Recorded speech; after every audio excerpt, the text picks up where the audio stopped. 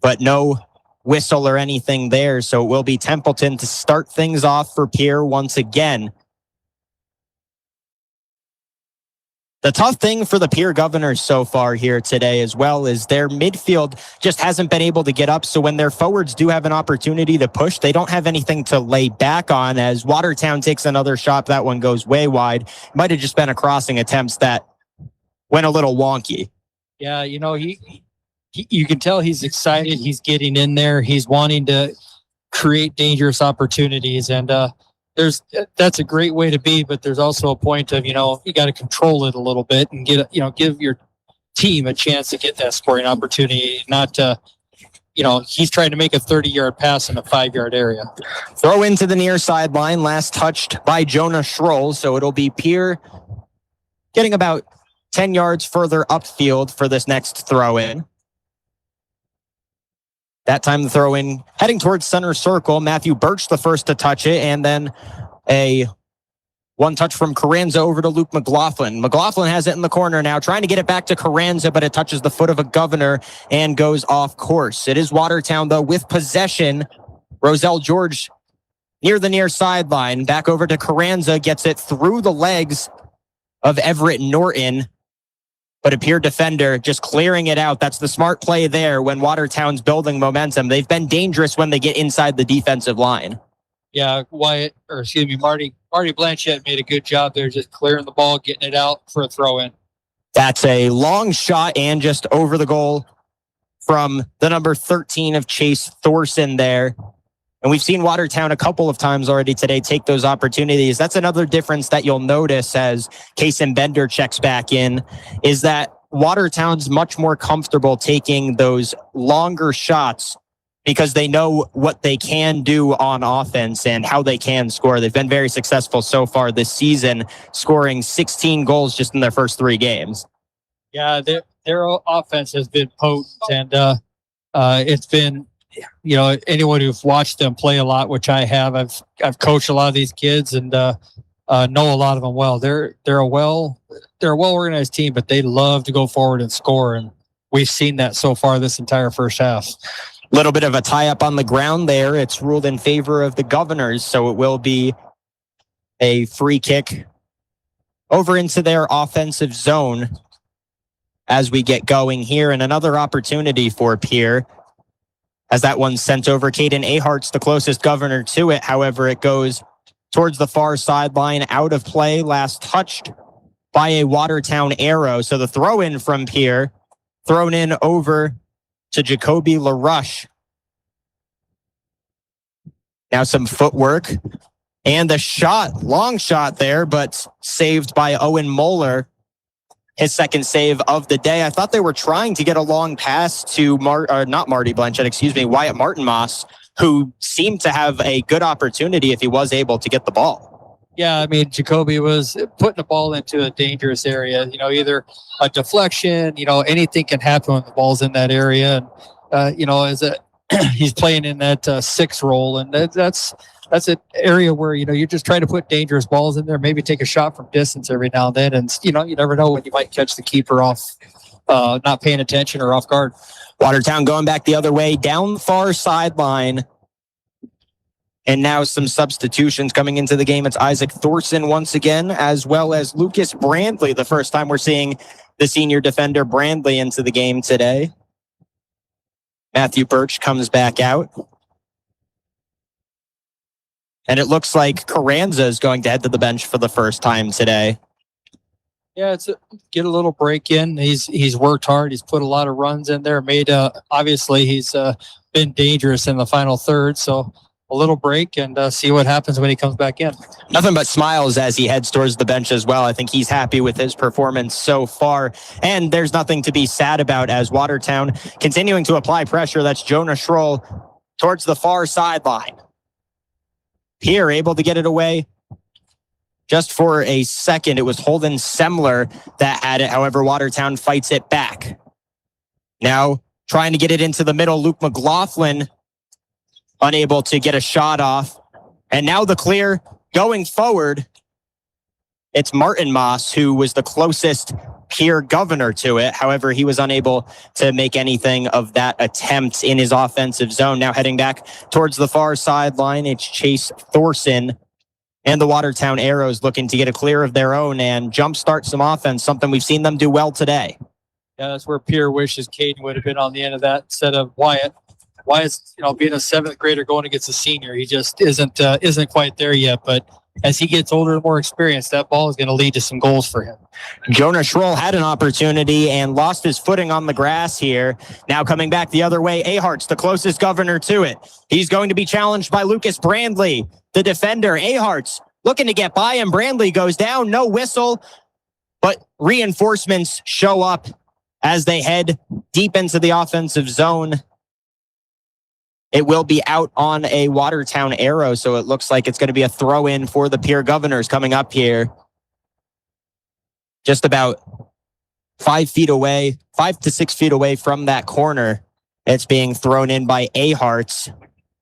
Bit of a shallow throw in, and coming out of goal to grab that one, Owen Moeller is going to stop any sort of Governor momentum and get things going back the other way for his Arrows. A nice throw out of the goal over to Roselle George. George, one taps it off his knee, and a good defensive effort there, stopping the momentum from Lawson Fravel. Yeah, just clear it, get your defense set back up again, and get numbers behind the ball to get ready to defend it. Into the center circle now, and off the head of Chase Thorson, gets it back into the possession of Watertown. That's Bender. Now back to Thorson. Thorson across the center line, angling towards the far sideline is Bender. Now he sends it up. Isaac Thorson has it on the run into the box. Isaac Thorson just a little wide, but a good opportunity. They had Carter Templeton out of the net.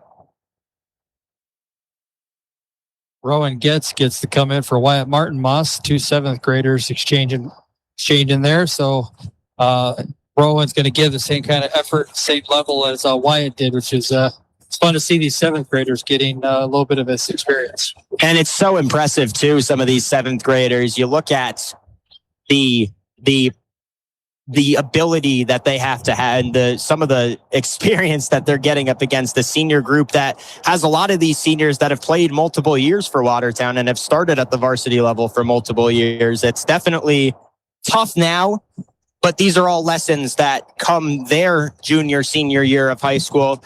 You've got to imagine that there's going to be some really good Pierre Governors, and there's a wave coming of really good Pierre Governor soccer for this boys team.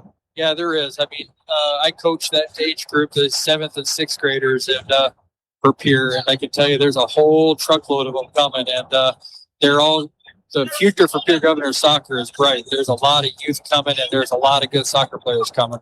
Everett Norton, an impressive defensive ability, or I guess not necessarily defending, but able to keep it in. Watertown now fights it away. Pass back forward. And now back over to the recently checked in Rowan Getz. Getz just taps it back to one of his teammates now on the far sideline. That was Kareem Beniba. The one thing Rowan and Wyatt, some of the smaller, younger players can understand is they just need to change their angle, get their body in front, in between the ball and the defender. And the only way the defender can get it is by fouling them. Even though you're smaller, that's fine. The only way they can get it is to foul you. So just keep your ball in between them and use your body as a shield when you're trying to get that ball. Throw into Beniba, and then that was sent out of bounds on a pass attempt. The closest Pierre Governor to it was Caden Ahart's. They want to get him involved on offense. He is the catalyst for what this offense is, at least at this point in the season where there is so much inexperience, one of the more experienced guys, and Ahart's has it now, running down the near sideline. Ahart's looking to get past 2 defenders. The closest to him is Chase Thorson. Yeah, and right now Pierre needs to help him out. Lawson Fravel needs to get up there and be an option for him. Watertown's going to figure out that Caden's coming forward by himself, and they're just going to start double teaming him. So the Governors need to get forward when they get the opportunity to help him out, so he's not a one-man crew and can play off of him and maybe get an advantage. Ahart's the one to throw in, and especially when he's on the throw-ins, he needs another teammate to step forward and facilitate the offense on those possessions. Luke McLaughlin now gets it over to Dawson Hartman. Hartman's in front of the defense. A chance to cross it in, but a nice defensive hustle there from Pierre for the minute. They stop Watertown back in the middle of the field now. Over once again to McLaughlin. The shot goes over the net. Great job by James Hart, battling to get back there to help out. To slow that attack down. Everett Norton jumped back there, and the defense right now, they're playing hard. They're playing for each other, which is what, as a coach, you may be down a couple, but your defense is working their butts off, trying to do everything they can, and you love seeing that, because that's something you can work with when your team is working that hard. There's a lot to coach there. And it's already a very similar situation to the last game. They get out of the gate a little bit slower, give up a few early goals, but Pierre's really been able to settle in and make this a lot more even in the second half of this first half, as it looks like Watertown's getting ready to sub Jonah Schroll back in a second. Pierre also getting ready with some substitutions. Logan Meyer getting ready to come back in, but Templeton sends it out. They won't come in quite yet, as Pierre looking for some options. That was Jacoby LaRoche that had it for a second, but it gets cleared up quickly. The closest governor to it was Beniba, but it goes out of bounds. It'll be a throw in from Watertown. Now here comes those substitutions. Logan Meyer heading in and Jonah Schroll heading in for Pierre. Checking out will be the number 14 of Everett Norton, and the number 13 of Chase Thorson for Watertown will head to the bench.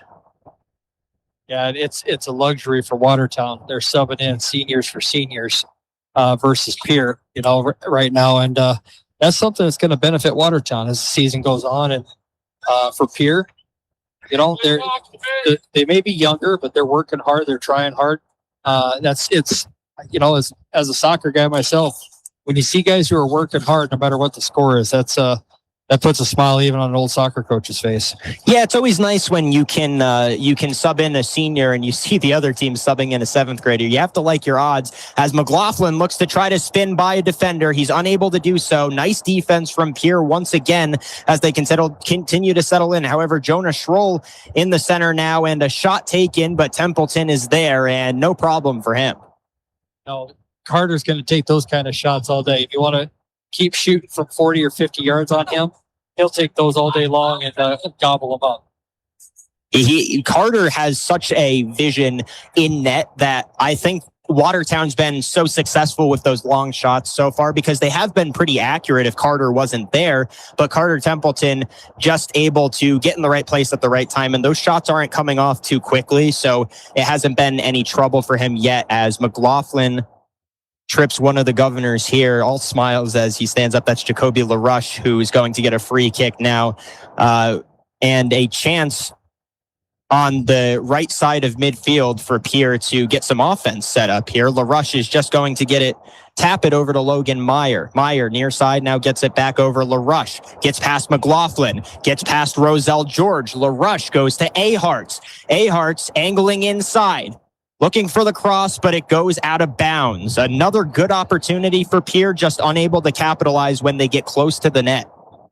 Yeah, you can hear the Watertown coaches talking about double them. They know Jacoby and Caden are the catalyst for the offense. So as this game goes on, you're going to see Watertown probably make a few adjustments and double. Every time Caden or Jacoby get the ball, double them up and make someone else on the team beat them. And that's always so tough when you're resorting to subbing in seventh graders and you have a much younger, much more inexperienced roster. The fact that Watertown can leave some of those guys a little more open because they have the ability to go after the experience here of this Pierre Governor's team, as Jacoby LaRoche puts one down off his chest, gets it over to Aharts. Now back in the middle to recently checked in Everett Norton. He just came in to the game, I believe, for Logan Meyer. And now coming back the other way is Watertown. In the middle of the center circle, now sent over midfield, was Dawson Hartman. Coming back the other way, Jonah Schroll tries to cross it in to Hartman, but a Pierre defender there. And there's been more defenders getting in the way of these Watertown passes. That's been big for them as this game's continued to go on. Aharts almost had it in a full sprint, but now a Watertown good defensive play, and it's into the hands of Carter Templeton. Yeah, Rowan he picked his head up, saw the right pass, tried to make it. That's that's good to see. Early on in the season, you're seeing, some good stuff from the young players up here, and it's only going to get better as the season goes on. Roselle George gets it inside to a driving Hartman, who tries to cross it in. But again, Carter Templeton's there. And as this defense has continued to settle into the game, it's made Carter Templeton's life easier. And Watertown hasn't had nearly as many really close shots as they were getting at the beginning of the game. Yeah, that's what you like to see is them settle in. That's another far shot. Zane Fliggy, and almost hit the crossbar at the top of the net, but goes over. And again, Carter Templeton was right there if he needed to jump up. But I think for Pierre, they'll give Watertown those shots all day. Yeah, I mean, taking those shots from distance is what Pierre wants. But that one right there, that had potential to be pretty dangerous just because Carter was up, wasn't expecting defensive turnover. But no harm, no foul. Aharts passes it in as the countdown starts. Everett Norton a chance, unable to capitalize there.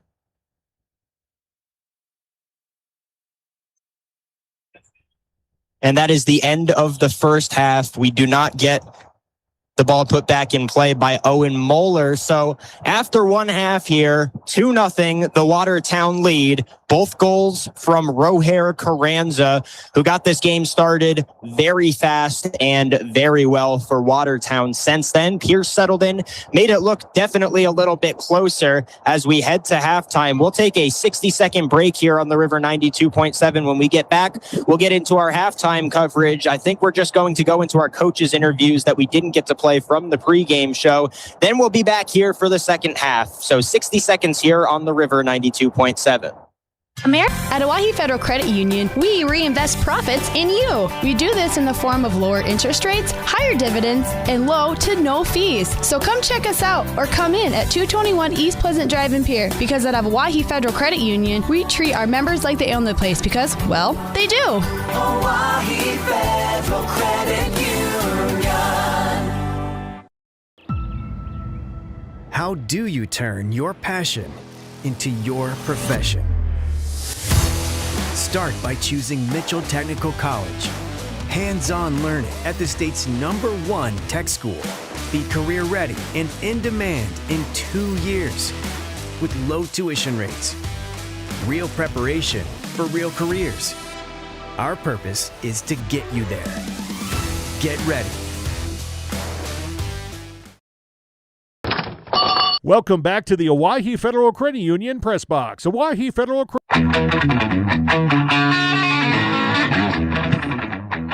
And we welcome you back into the halftime coverage of game number 1 here in our soccer doubleheader. Pierre taking on Watertown. For the boys game varsity, it is the Watertown Arrows up 2-0 after one half. And unfortunately, during our pregame coverage, we weren't able to get into our coaches' interviews. So we will head into those interviews right now, starting with our Chalk Talk interview with head coach of the Pierre Governors, Sean Blanchette.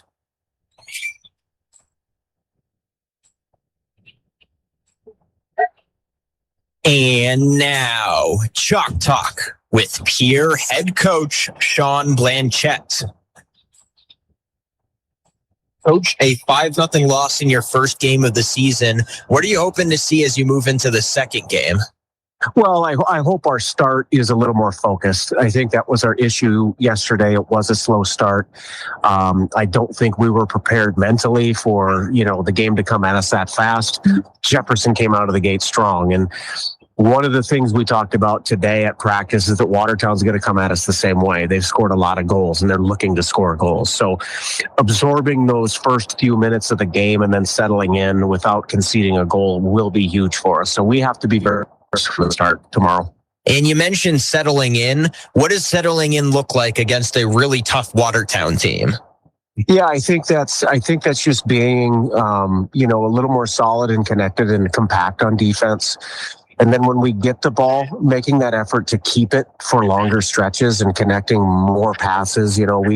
We gave up a lot yesterday on the first or second pass, and we just have to sustain our possessions longer, slow that tempo down, build up instead of trying to get in the back and forth game. We can't get into a track meet kind of game because, that up and down is, they have the depth and they're just gonna, they're gonna wear us down endurance wise. And so we really have to be deliberate with the ball and looking to keep it for longer stretches. For some of the guys stepping into varsity action for their first time this season, what has the message been? It's just you pay attention to the differences from what you're used to, because the pace is way faster. The physical aspect is much more prominent. Just the whole pace of the game. The pressure comes faster. The ball needs to be played faster. The technical demands are more. So just really, there's some grace given to guys who are on the varsity field for the first time, but we also at the same time need to see that they're making concerted effort to adjust to those differences and growing into the game. And I think, as games wear on, the more they get used to it, the better we're going to get, the more confident they're going to be. But that's really what it is right now, is just getting over some of that learning curve. That'll come with time, but it also requires an effort on our part to make that adjustment. You guys get to play this game in Pierre on your grass field as opposed to Watertown's turf field. What advantage does that give you? Well, it's always good to be at home. That can be an advantage, the turf against the natural versus artificial turf.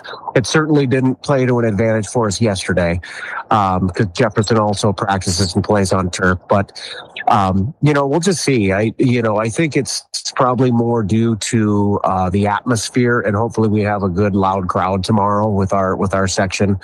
But we don't want to go into it thinking we have an advantage because of that. We know Watertown's a good team. They are very strong and very deep, and it's going to be a tough one for us. So, we can't focus on that stuff. We have to really try to, lock in and lock down tomorrow on defense and just keep ourselves in the game. I think you're going to see a Watertown team that is very fast. They like to get up and down the field, and they want to score a lot of goals, and they can score a lot of goals. So, we need to continually just focus on absorbing their attack and keeping the ball and giving ourselves opportunities when we can. Well, thank you for your time, Coach. That'll do it for this edition of Chalk Talk with Pierre head coach Sean Blanchette.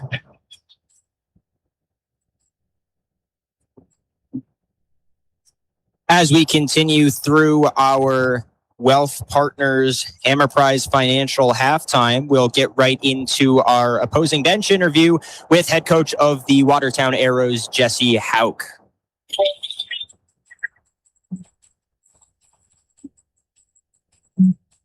And now it's the other bench with Watertown head coach Jesse Hauk.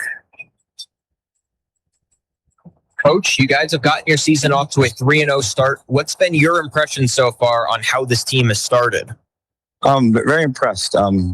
We worked a lot, on trying to adjust and fix some things that we thought we could fix from last year, and tweak those things, and then put that together right away. The off season was huge for a bunch of boys, but really, the summer work too. Just trying to start the season, like you said, on fire, and then just start clicking as quick as possible. We've had 3 games already within a week, so it's been a quick start, but a successful start so far. One of the biggest things that sticks out on your roster is that you have 17 seniors, which can come with a lot of excitement, but can also create a lot of nerves. How are you managing any expectations this season?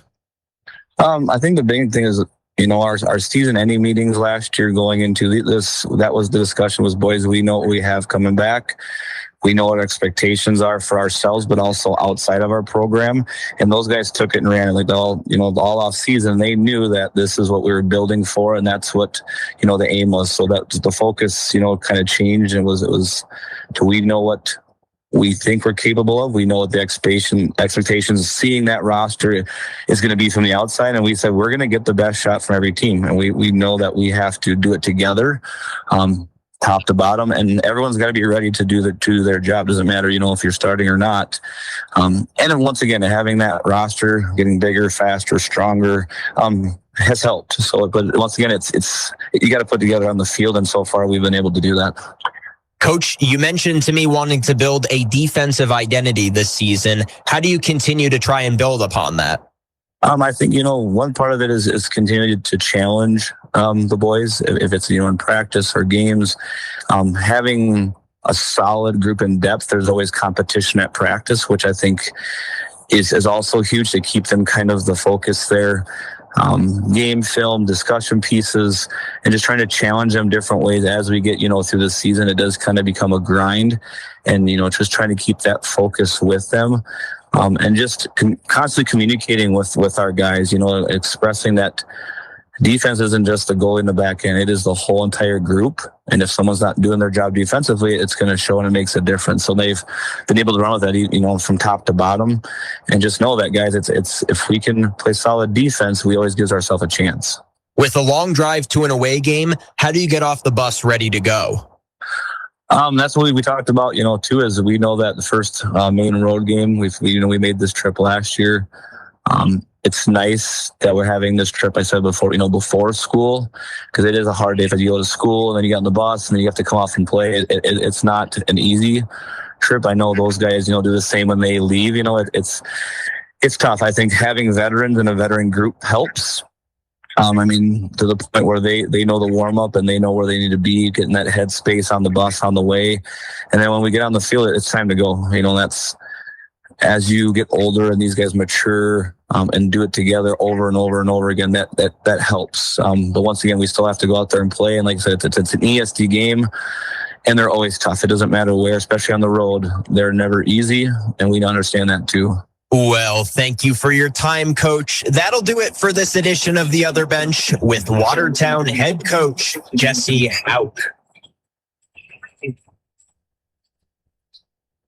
And that's almost perfect timing as we welcome you back into half number 2 of game number 1 of our doubleheader today. Soccer between the Pierre Governors and Watertown Arrows. Coming into half number 2, Watertown leads 2-0 in game number 1, the boys' varsity game. However, Pierre was able to settle in and play a much better second half of the first half. Now they're hoping to have a really good second half here as Pierre and Watertown switch sides. So Pierre driving from right to left and Watertown from left to right where we stand. And it's Pierre making an early attempt here at the Arrows, but quick defense. And now coming back the other way on our near sideline is Watertown slipping up, and is Carson Schlatt, though, giving an opportunity for Aharts to try and take it away. However, he's the last to touch it. Watertown throws it in back to Schlatt and eventually sent back to Matthew Birch, who, remember, went down early in that first half with a little bit of an injury, but was able to come back immediately into the first half. Always a good sight to see.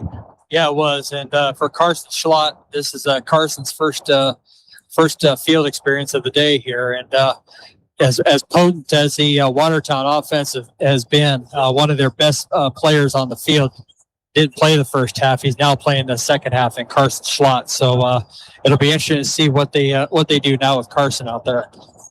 And defensive mentality, something that Watertown has talked about as Pierre's been able to get into this game more and more. Certainly something that gets a little more tested after not having to do too much in the first half of that first half. Now, Rohair Carranza back into the game, sends it down the field over to Zane Fleige into the corner. Now going back towards the penalty area, but sent back outside. And it'll be the Pierre Governors taking it back the other way, able to keep it in, so no throw in for Pierre. Now sending it back down our near sideline, but Matthew Birch sends it the other way over to Chase Thorson. Thorson now fighting it off. Carranza's got it, heading towards the middle of the field. Carranza over to Schlatt.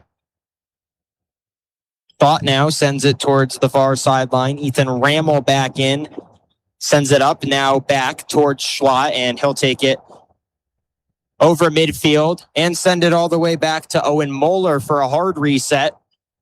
Moeller sends it back out to Matthew Birch. I just want to take a moment here with Carson on the field. those of us in the soccer community all know Carson's dad, Matt, and he's been battling some pretty serious health issues. And just want to take a moment because I know Matt's listening on our live feed right now to say we're thinking of you, Matt, and keep fighting out there. You make all of us proud every day. Of course, and you mentioned that soccer community, and I know that message resonates with everybody in and around this community who certainly knows, and even those who don't, anytime that you can bring awareness, it's always great. So thank you so much for sharing those words as Carson Schlott now has it, trying to get it past a couple of governors, sends it back over midfield. Now coming back the other way is Chase Thorson. Thorson over to the far sideline. It's Ethan Rammel sending it back inside. Carranza's got it now. Carranza, nice pass up over to Fleige. Fleige unable to get there before Carter Templeton comes out, and a couple other Watertown players getting mixed up with a couple of Pierre defenders. That just goes out. It'll be another corner kick. The first of the second half. Kason Bender, I believe, took 4 in that first half. Yeah, that's Xander Fleige. He does those kind of runs beautifully, gets in behind, and we'll see what they do out of this corner kick here. Bender sends it in, and Templeton gets up with his hands. He got tall on that jump and was able to send it down. Watertown coming back the other way, though. Matthew Birch has been sort of a wall when Pierre's trying to clear, and he's been able to keep the ball in the possession of this Arrow offense. Now fighting for is Dawson Hartman around our near side corner. But a whistle sound. It'll be a free kick for the Pierre Governors coming back the other way. And he just sends it over to Carter Templeton, who has the big boot over towards midfield. It's headed first by Chase Thorson, but now dribbles back into the Watertown defensive area. Yeah, and good job, Wyatt Martinmas getting in there, battling against those two seniors, and got a little bit of a steady attack here coming forward. Caden Ahart's trying to get past Schlott, unable to do so. Nice defense there as Schlott sends it the other way. The closest arrow is Isaac Thorson, but Pierre somehow able to keep it in. That's a nice play there. However, now maybe they're saying that it wasn't kept in. Yeah, it was just a little bit delayed calling the out of bounds. The linesman down there did call it, so throw into Watertown. I was about to say that would have been a really impressive play if he had. It was super close, as now it's over to Dawson Hartman near side. Gets it over the Thorson, back to Hartman. Hartman looking for options across midfield, finds the boot of LaRush. LaRush keeps possession. Now back over midfield. He'll reset to his defense. That's Cale Shrake over to Templeton, and now out of bounds into your hands. And hopefully didn't break any of the equipment here. I guess I'll be getting a text if it did. But for the moment, it looks like we're still on as that crashes right into our table. Now back into the field of play. Carter just wanted to see if I was awake over here, I guess. Yeah, I was about to say, Chris, you're here at these games much more often than I am, as Carranza gets it now and speeds up a little bit. Carranza past a couple defenders. Carranza's going to have an opportunity, but nice defense from Templeton. And that goes out of bounds. Yeah, and you can't let that happen. He dribbled past 4 guys right there, and as a defender, as a defensive unit, you can't stab and let a kid get past 4 of you. I mean, getting past 1, I understand, but getting past 2 or 3 or 4, you can hear Coach Blanchette down there yelling about it. He wants them to tighten it up. Kason Bender for another corner for Watertown. And I was about to ask you before Carranza, as soon as I see Carranza touch it, I have to be quiet because I know how quickly he can get offense going. But you've been at these games a lot more often than I have so far. Have you ever seen the ball destroy our equipment like it almost happened there? I think Justin and I last year had a ball that came flying in here with the wind, and it luckily we were paying attention, so we were able to stop it. But it was a rifle from right in front of us at the midfield line, and I remember Justin's eyes getting about as big around as the soccer ball itself. I'm certainly, I don't think I'm as nervous for this game. When we turn around for the girls' game, that's when I get a little more nervous, when our ball is, when our backs are to where the ball might be coming from, as Watertown able to regain possession, get it back in on the far sideline. Now they send it back towards the defensive line. Dylan Selkert sending it over across midfield to Zane Fleige. Now back over to Selkert. Near side, Selkert gets it back over to Matthew Birch. Birch goes far side with it, still in the defense, looking for opportunities here. They get it up over to Chase Thorson. Thorson now finds Schlott. Schlott angled towards the far sideline, has to back it up, and Pierre, another good stand from their midfield. Yeah, and Carson's played a lot of soccer in his day, and he's, there's nothing there. Just back it back out. What they're trying to do is they're trying to spread the Pierre team out, create those little gaps right there where Zane Fleige got the ball, and Fleige will find a nice pass, which they did. Carson gets the ball, and now here they go in the attack again.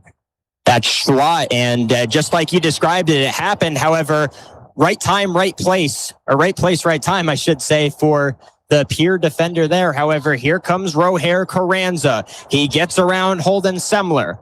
Carranza now gets that one up. One more pass over to Zane Fleige, but it goes out. Defense is there. Yeah, good job, Zane. You're facing your own goal. Just get the ball out wide, get it out of bounds, get organized, get your team back, and that's just smart play. The throw in there from Jonah Schroll. And Watertown wants that off of Pierre, would give them a corner kick, and I think they're going to get that call. Yeah, Marty went up to battle for it, went off his head, and good job, Marty, getting the ball clear. Now everyone needs to get organized, and you can see them all talking to each other, getting organized. And Kaysen Bender back to corner kick once again, already the third of this short second half so far. That corner sent in, goes off a couple of heads, but nothing from it, and now it's back into the possession of Chase Thorson. On the far side, Chase Thorson now has to back it up. Sends it all the way back towards that Watertown defense. Now crossing the field, it's Ethan Rammel over to Dylan Selkert.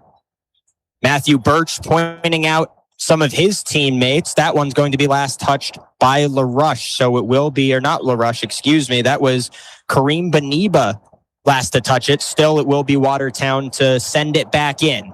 Over to Bender now. Bender gets past the defender, looking to get past two, crosses it inside, nobody home. The closest to it was Parker McQuistion. And now Watertown looking to reset and try to challenge once again. Yep, and they've earned another corner kick, and you just can't keep giving these up. They're just too dangerous with a team like this, and you keep giving them those opportunities, they're going to get one sooner or later. They take a quick and short corner kick. That was Rohair Carranza that sent it in that time. And now everybody backing off. There will be a free kick coming up here, and it looks like that's going to be Carson Schlott to take it. And he's very good at these. I'd watch for a shot. Schlott sending it in. It did find a Watertown player, but just a little too high up for him to have a good chance to head that one in. It was a good ball by Carson. He put it on the backside there, looking for the 1v1 on the backside, which he had. Just couldn't get his teammate couldn't get the right touch on it, and now we gotta throw in for the Governors and get settled. They just need to find each other's feet. Find your feet. Find the next person's feet. That's Jonathan Sayer, Logan Meyer, and Lawson Fravel coming into the game as well for the Pierre Governors. Now the throw in and the clear out attempt over to Caden Aharts. Aharts has two Watertown defenders there. One of them takes it away. That was the number 13 of Chase Thorson. But off of his foot goes back the other way. Pierre throw in over to Caden Aharts. Aharts has a step. Aharts pushes down the defender Dylan Selkert. No whistle. So Aharts is going to have an opportunity. And that time there will be a whistle as two players go down. I don't think that was an intentional slide tackle. Aharts was going for the ball and just happened to catch the feet of Chase Thorson. Yeah, Caden was a little bit out of control there, and he tried to stop, and when he tried to stop, he went down and unfortunately caught the feet of the Watertown kid, and absolutely no intentional anything there. It's just a kid playing hard, playing fast, and collisions happen. And the medical staff will go out to check on Caden Aharts. We'll take a quick 30 seconds here on the River 92.7 as we get into an injury timeout. We'll be right back here for Pierre Watertown doubleheader. Dakota Storm Roofing is a locally owned roofing company in Pierre, specializing in both residential and commercial roofing services. They can have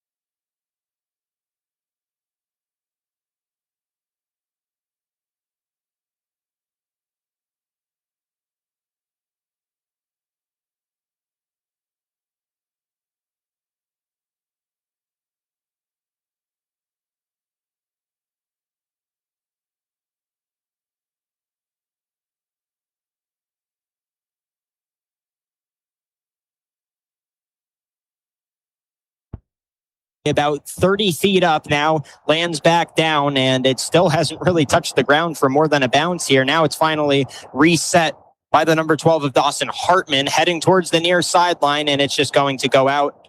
Last touched by a Watertown arrow, so it will be the Pierre Governors to throw it in. In comes Caden Ahart and Wyatt Martin-Moss for the Pierre Governors. For the Watertown Arrows, it's Luke McLaughlin checking in right now, as well as Drew Brendan. The first time we're seeing the number 24 of Drew Brendan for Watertown today.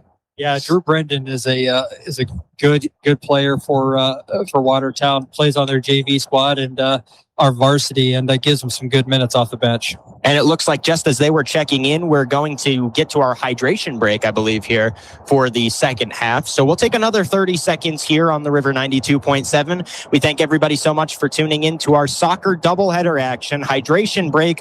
We've still got some more game action here as Watertown leads Pierre 2-0 in game number 1 of our doubleheader.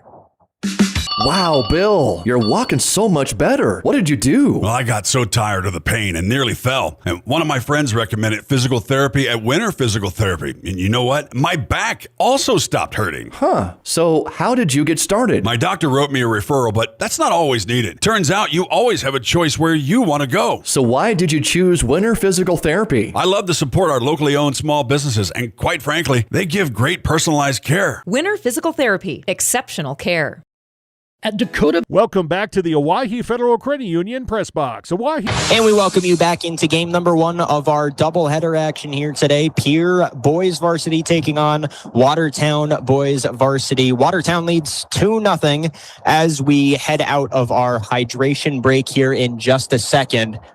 And looking just to the right of me at the hydration station, they're already tipping the coolers, which means we're almost out of water. And this is just game number 1 of 2 for both of these squads. Of course, after we will flip our table around, or at least flip our seats around to see the girls varsity action in game number 2 of our doubleheader. Boys JV will go on the field that we are looking at right now. And girls JV ended already. I believe they played a shortened game because of the heat out here today and some of those two-way players that are playing on both JV and varsity. Something that we will certainly look for as we get to game number 2 of our varsity action here today, and another one that we're super excited for. We've got some business to finish here in game number 1. Pierre still trails 2-0, but it's been a lot closer since the start of this game. And all it takes is a couple of really good offensive possessions for Pierre to get right back into this one.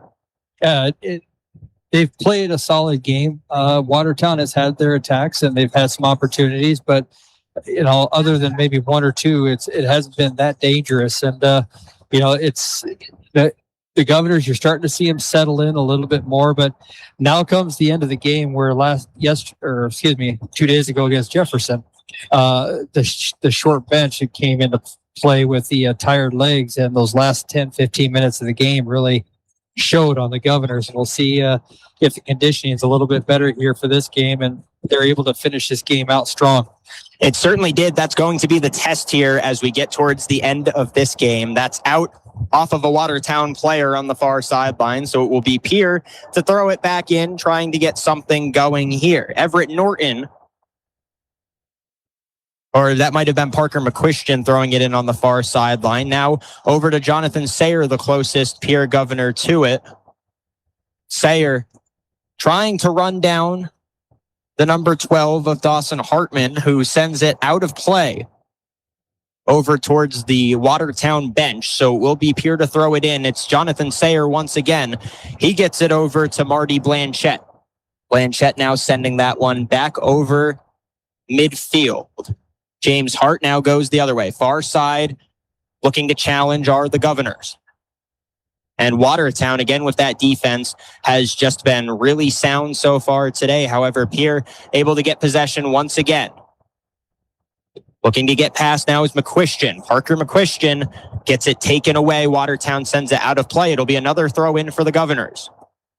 Yeah, this has been a little bit of a sustained attack in the offensive half for the Governors. And That's all they need. They just need to get the ball down here, possess it in the offensive half, knock it around a little bit. I keep talking about get some rhythm. This is what I'm talking about. Get some rhythm down here and see if you can create a dangerous opportunity. High arcing throw in towards the middle of the field. Watertown's able to get possession going the other way. That's Carson Schlott, who tried to clear it up. However, it goes out of play. The closest arrow to it was Isaac Thorson. And now Pierre will throw it in once again. Throw in at the far sideline. That one over to Martin Moss, but it gets taken away. There's Schlott going the other way, trying to find his man up front was Isaac Thorson. Couldn't get it to him. Now Jacoby LaRush for Pierre takes it over towards the far side. It's Aharts. Aharts looking to get past a defender in Chase Thorson. Yeah, Cade just ran out of space there. He's trying to create something, and either A, create something for himself, or B, create some space for his teammate to get open with. And just ran out of territory. He got too close to that the touch line on the far side there. And the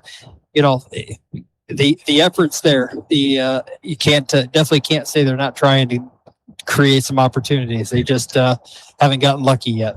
And as Pierre continues to try and work with their endurance and stay with this Watertown team, Watertown goes and subs in Ethan Rammel, Zane Fliggy, and Jonah Schroll. So just showing that depth, showing that bench experience, and really being able to try and tire out this Pierre Governor team, as Watertown going the other way now with some fresh legs.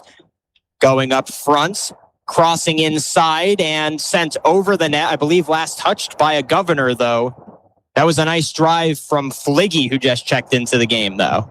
Yeah, like I said, coming out of the hydration break there is this last 20 minutes for the Governors. That's where they got those legs started getting tired in the last game, and we'll see if they can hold on here and maybe create an opportunity or two for themselves. Corner kick, and that one just sent back out. Now some speed from Jacoby LaRush trying to clear that one out. And LaRush is still there. He's not giving up on this play. However, it's taken away, going back the other way now. Jonah Schroll looking for options. Schroll crosses it to the middle. That's over to McLaughlin, who just sends it back out. Zane Fliggy sent it forward while he was falling down, and Fliggy just lets that one go. It is cleared out by Pierre. Caden Aharts was the only one in the offensive zone. However, Pierre maintains possession. Coming down is Parker McQuistion, but it gets booted back the other way now into the defensive line. Still possession with the Governors. Blanchette sends it up. Now coming the other way is Sayer. And Coach Blanchette wants him. That's not Sayer. No, that's Cale Shrake trying to cross it inside. Unable to do so. It's out off of the foot of a Watertown player. Yeah, and good attack by Cale. You can hear Coach Blanchette, go at him. There's a 1v1 there, and can he win his 1v1 battle and then either get a ball in for a dangerous opportunity or create one for himself? Shrake throws it into Holden Semler, then back to Shrake. Whistle sounds, and got an offsides on the Governors for coming back into the play. One of those plays that's just a little bit of a mental mistake there. We actually haven't seen too many of those for a young team in Pierre. You'd maybe expect a little more silly penalties like that, but we haven't seen too many of those today. Again, it is just the getting used to playing at the speed of Watertown when you don't have as many people to go to off the bench. That's been the big difference here. Now Watertown coming back the other way. It's Thorson, but it just gets sent back over to Ethan Rammel. Rammel just checked back in. Now on the near sideline, Rammel gets it up to McLaughlin. McLaughlin trying to keep it in, and he doesn't. No, he tried a little heel flick to himself and just a little bit out of control. The throw in for the Governors goes off of a Watertown arrow, so now Caden Aharts will get a throw in his offensive zone. Aharts does find a teammate, now over to Shrake, back over to the other side of midfield. Shrake sends it from the near side over to the far side. It's over to Norton. Yeah, Cale, that's a great job of Cale, just switching the field, getting away from the pressure, seeing if there's something there, and they just need to do that. Keep poking. Find that open space where you're 1v1 or 2v1 to take advantage of. Blanchette trying to thread the needle, targeting Caden Aharts. Unfortunately for him, wasn't able to do so. Now McLaughlin coming back the other way. He's able to thread the needle. Opportunity for Watertown. The cross inside. And the shot attempt isn't there. Now it is, and it goes wide from Zane Fliggy. And Zane was making one of those patented runs he makes where he just kind of sneaks in there and finds a little 2 yards of space, and all of a sudden he's got the ball in a dangerous area, and that's what you saw there was Zane creating a little bit of momentum for himself and got a shot off. And Roher Carranza checks in for Isaac Thorson. Isaac Thorson was also a crucial part of setting up that opportunity for Fliggy. He heads to the bench, maybe for the final time today. Now Caden Ahart's going the other way quickly. Transition for Pierre. Watertown's been strong on the transition. Aharts gets it taken away down the near sideline. Now coming back the other way. The pass intended for Watertown, Zane Fliggy, and it goes out of bounds off the foot of Zane Fliggy. So it will be Cale Shrake to throw it back in. He does quickly. On the near side now, Shrake looking just to get that down low, hoping for something. That was a little bit of a jackpot pass, just hoping for some sort of luck there. Wasn't able to get any, and it goes right into the hands of Owen Moeller. Yeah, Coach Blanchette was yelling at him, get it down the line. He wanted to get it to Caden and then make a run off of it. And you can see Cale, he just mishit that ball. And you could tell he's frustrated with himself from that pass. Chase Thorson gets it down to Kaysen Bender in the far sideline, now into the far corner. Now the penalty area. Bender still has it. Finally gets it poked away out of bounds, and it will be another corner coming up for Watertown.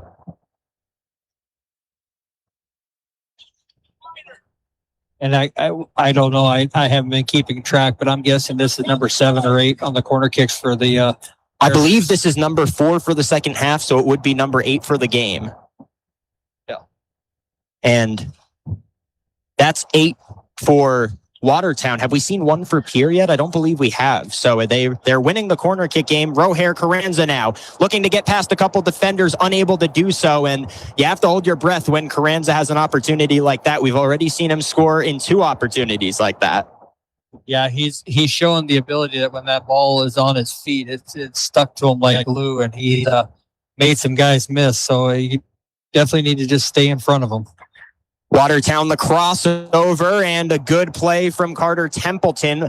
McLaughlin was right there. Luke McLaughlin would have had almost a wide open shot on the net if Templeton misjudged that. Now the pass out to Caden Aharts on the offensive side of the field. Goes out of bounds. Aharts getting ready to throw it in.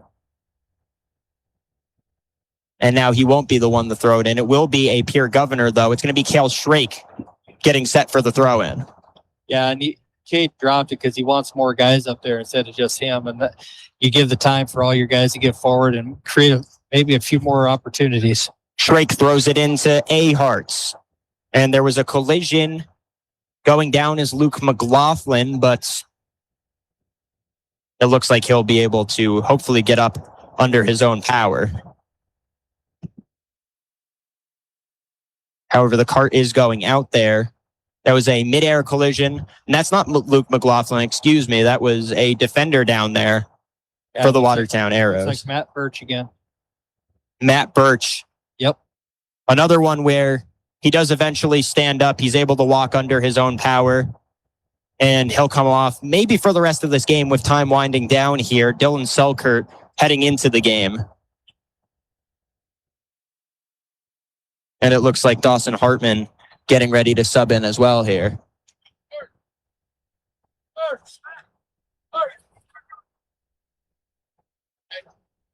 And we'll keep you here for a second as they haven't signaled any stoppage in play. So no timeout or anything like that here. They're going to get started right away as we get towards the end of the game. And we'll get started with a corner kick. So just as we talked about Pierre not having a corner kick all day, they get their first one here towards the end of the game. And an opportunity maybe to get a goal on the board. And we've got 10 minutes remaining here in game number 1 of our doubleheader. That's out to Shrake. Looking for options. And just sent out of the field of play by Carson Schlott. didn't want to give Pierre any momentum. Now the throw in to Jacoby LaRush in the corner. LaRush looking to get past a couple defenders, and it gets taken away. Now coming back the other way, Jonah Schroll goes out of bounds off the foot of a Watertown arrow.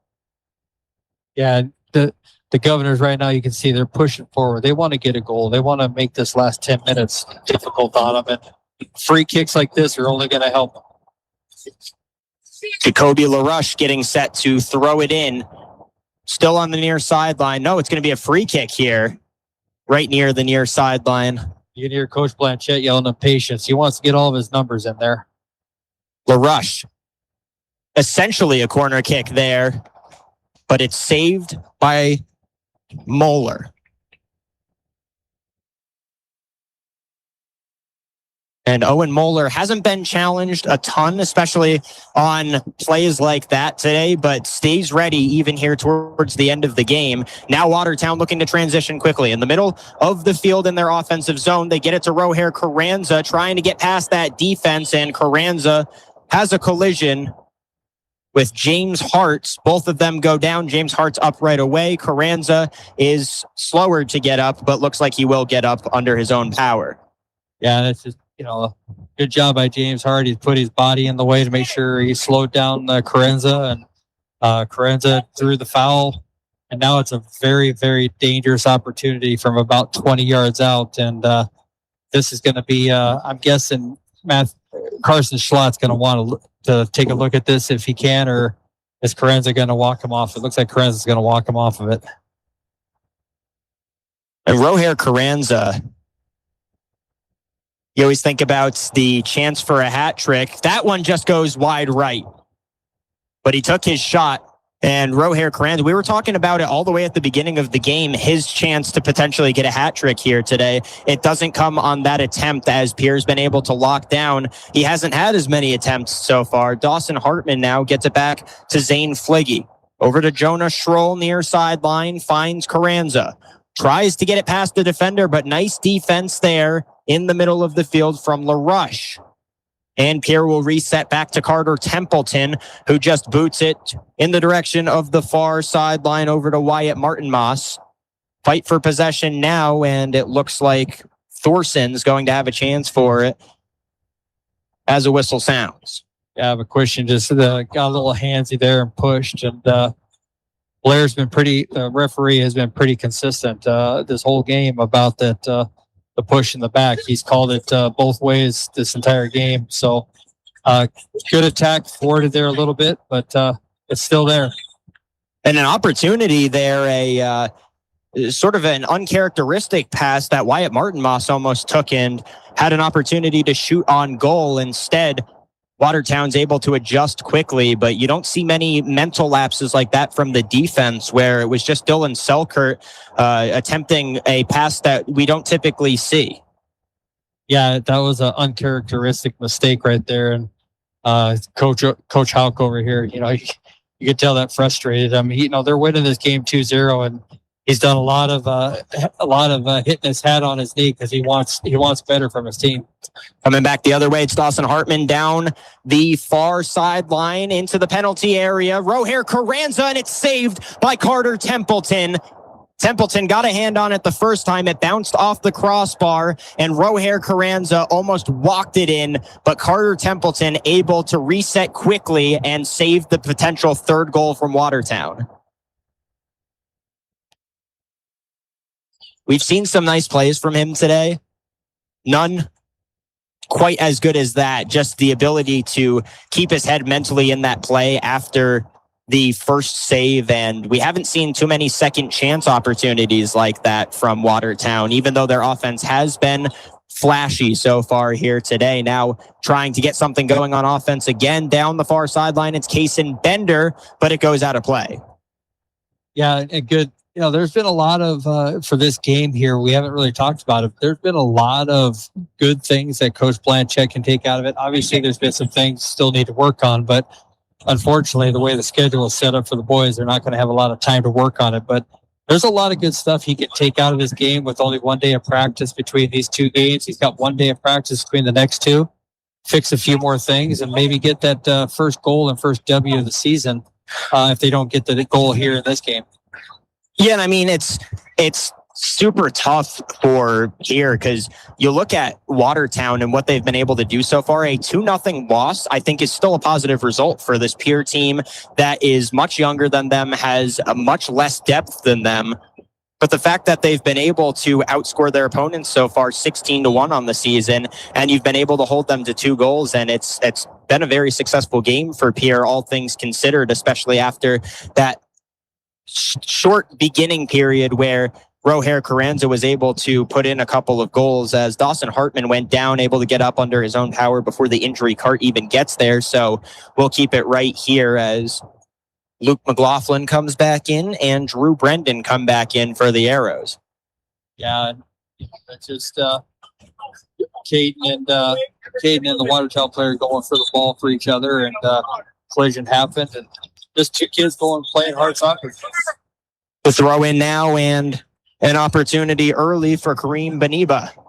Beniba still has it, now has a teammate get into the action. That was the number 14 of Everett Norton. Everett Norton now getting ready to throw it in. He does, targeting A-Hearts. And it's just headed back out of the field of play from Watertown. A lot of hustle here as Watertown looking to try to Pierre trying to put in their first goal of the game, their first goal of the season if they're able to score. Yeah, and you can tell Pierre really wants to get a goal here and really finish this game off the right way. And with only a few minutes left, if they get one, you never know. They could get 2 pretty quickly. Kale Shrake trying to come back the other way. He gets tripped up. Now it's Pierre. Jonah Schroll down the near sideline. Schroll's in a full sprint, hoping to get some transition offense. Crosses to Luke McLaughlin. It's a little bit out in front of him. Carter Templeton is there to stop the momentum. Jonah Schroll was faster than the entirety of the Pierre defense there. If he was able to get that cross in, there wasn't going to be much they could do. Pierre still has to watch out about that transition, which has been so strong for Watertown here today as they look to start to transition here again. Zane Fliggy, nobody home on the pass. Yeah, good defense by Caden coming back to help out his team. And now he's got the ball and see what he can do with it. A-Hearts works it past 2 defenders, then gets tackled down. And a whistle sounds. Multiple players down on the ground. They're going to work everything out there. One of them is Everett Norton from Pierre. A-Hearts was on the ground for a second. He got up. Jonah Schroll was on the ground for a second. He got up, but there is still a Watertown player stretching out a little bit, still laying down, and yellow card for Everett Norton on the late tackle there. Everett Norton is going to receive the yellow card. So while we work through this potential injury here, that yellow card also going to be a factor here with the little time remaining left in this one. I did just peek behind us for a second, and it looks like the varsity girls for both teams are running sort of a pseudo practice behind us, getting ready for their varsity action. Again, that JV action ended probably at this point 15 to 20 minutes ago, so they've had a decent amount of time to get ready for their varsity game coming up in game number 2 of our doubleheader. And I have a feeling with how much time they've had to get ready so far, that's going to be coming up pretty quickly after the end of this first varsity game. Here comes Carson Schlott to get us started once again. He just taps it over to Chase Thornton. Now Schlott goes back. Now forward once again, going to the far side. Selkirk gets it back over to Kyron Boyd. It's taken away by a Governor. That's LaRush. Jacoby LaRush trying to keep momentum on the far side. Crosses it in. Can't find McQuistion. Coming back the other way now is Watertown, looking to build up some momentum of their own. There's Roher Carranza, who can't keep possession. Pierre sends it back the other way across midfield. On the far side of that center circle, another player goes down, another whistle sounds.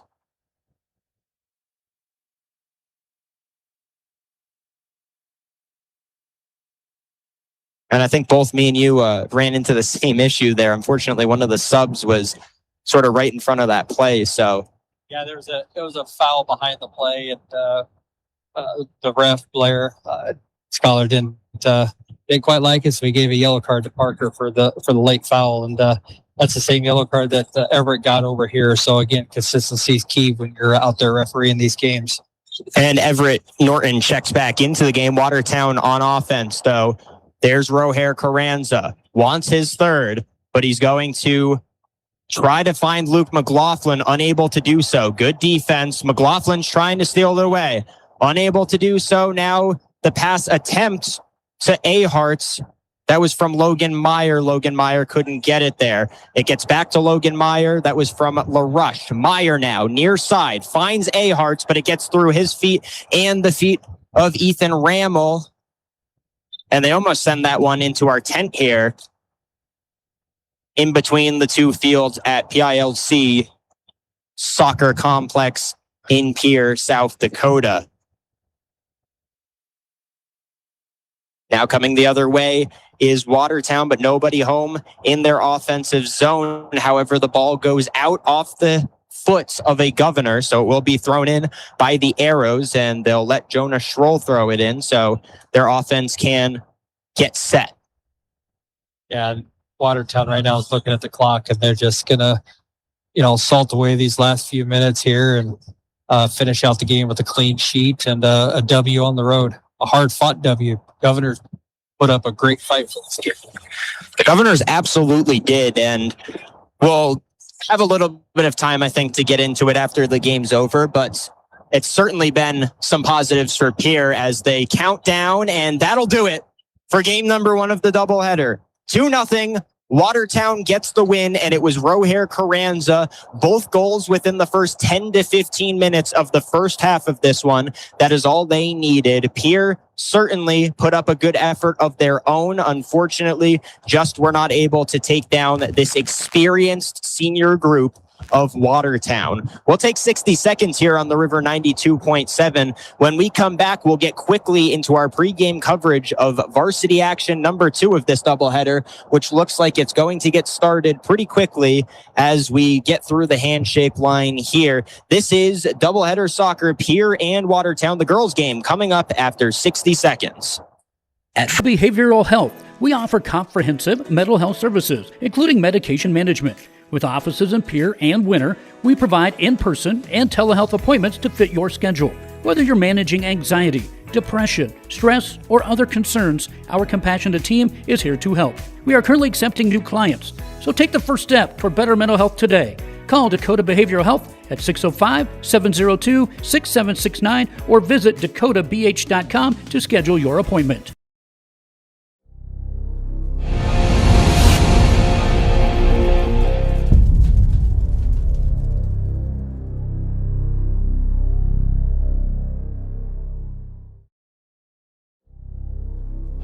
The Corner Station. Welcome back to the Owyhee Federal Credit. First checkups, milestones, sickness, and specialized care when your child needs it. And treat them like our own every step of the way. Learn.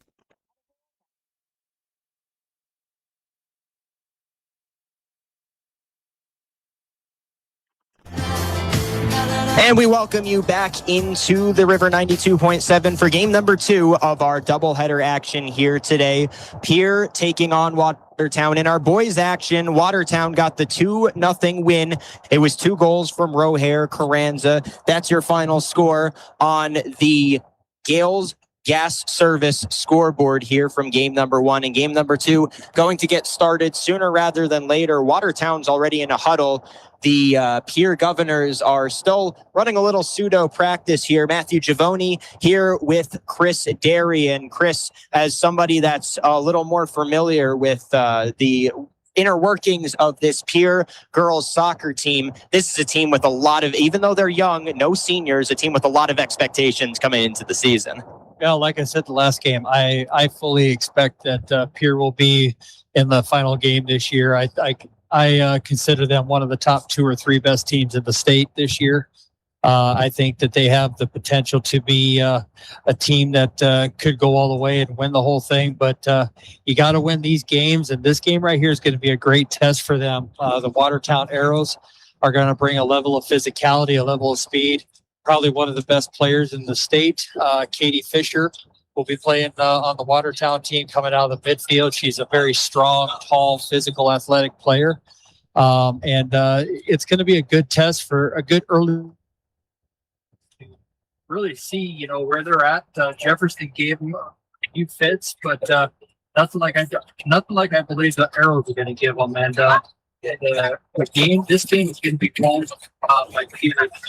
They handle this game fine, but midfield's a battle. This game's going to be a really tight tight game. And you certainly have some good points with just the expectations coming into this game and this season for Pierre.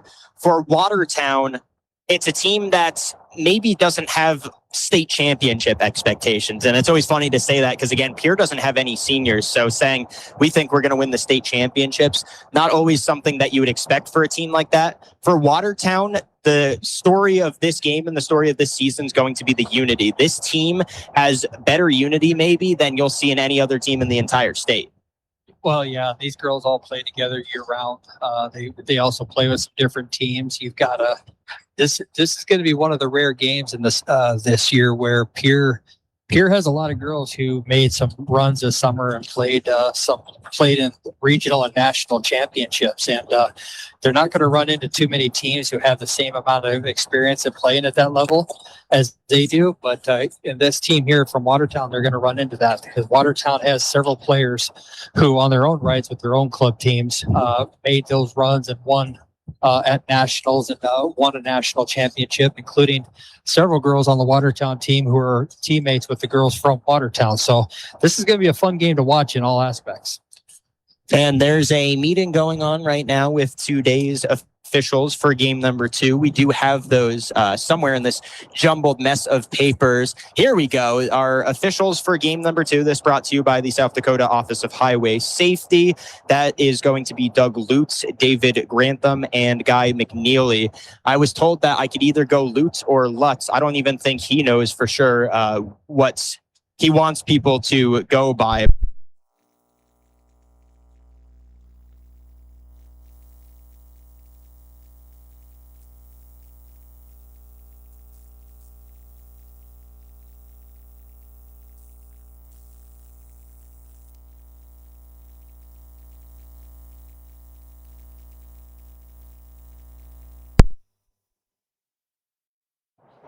I started reffing in South Dakota when I moved back here back in 99, 2000, and Doug and Guy were both around, and I've known both of them a long time and had a lot of jokes, a lot of games. I reffed with both of them, and I say that with all the love in the world when he's happy with someone calling him Lutz or Lutz, because like a lot of our referees, including myself, we've been called a lot of other things other than our names.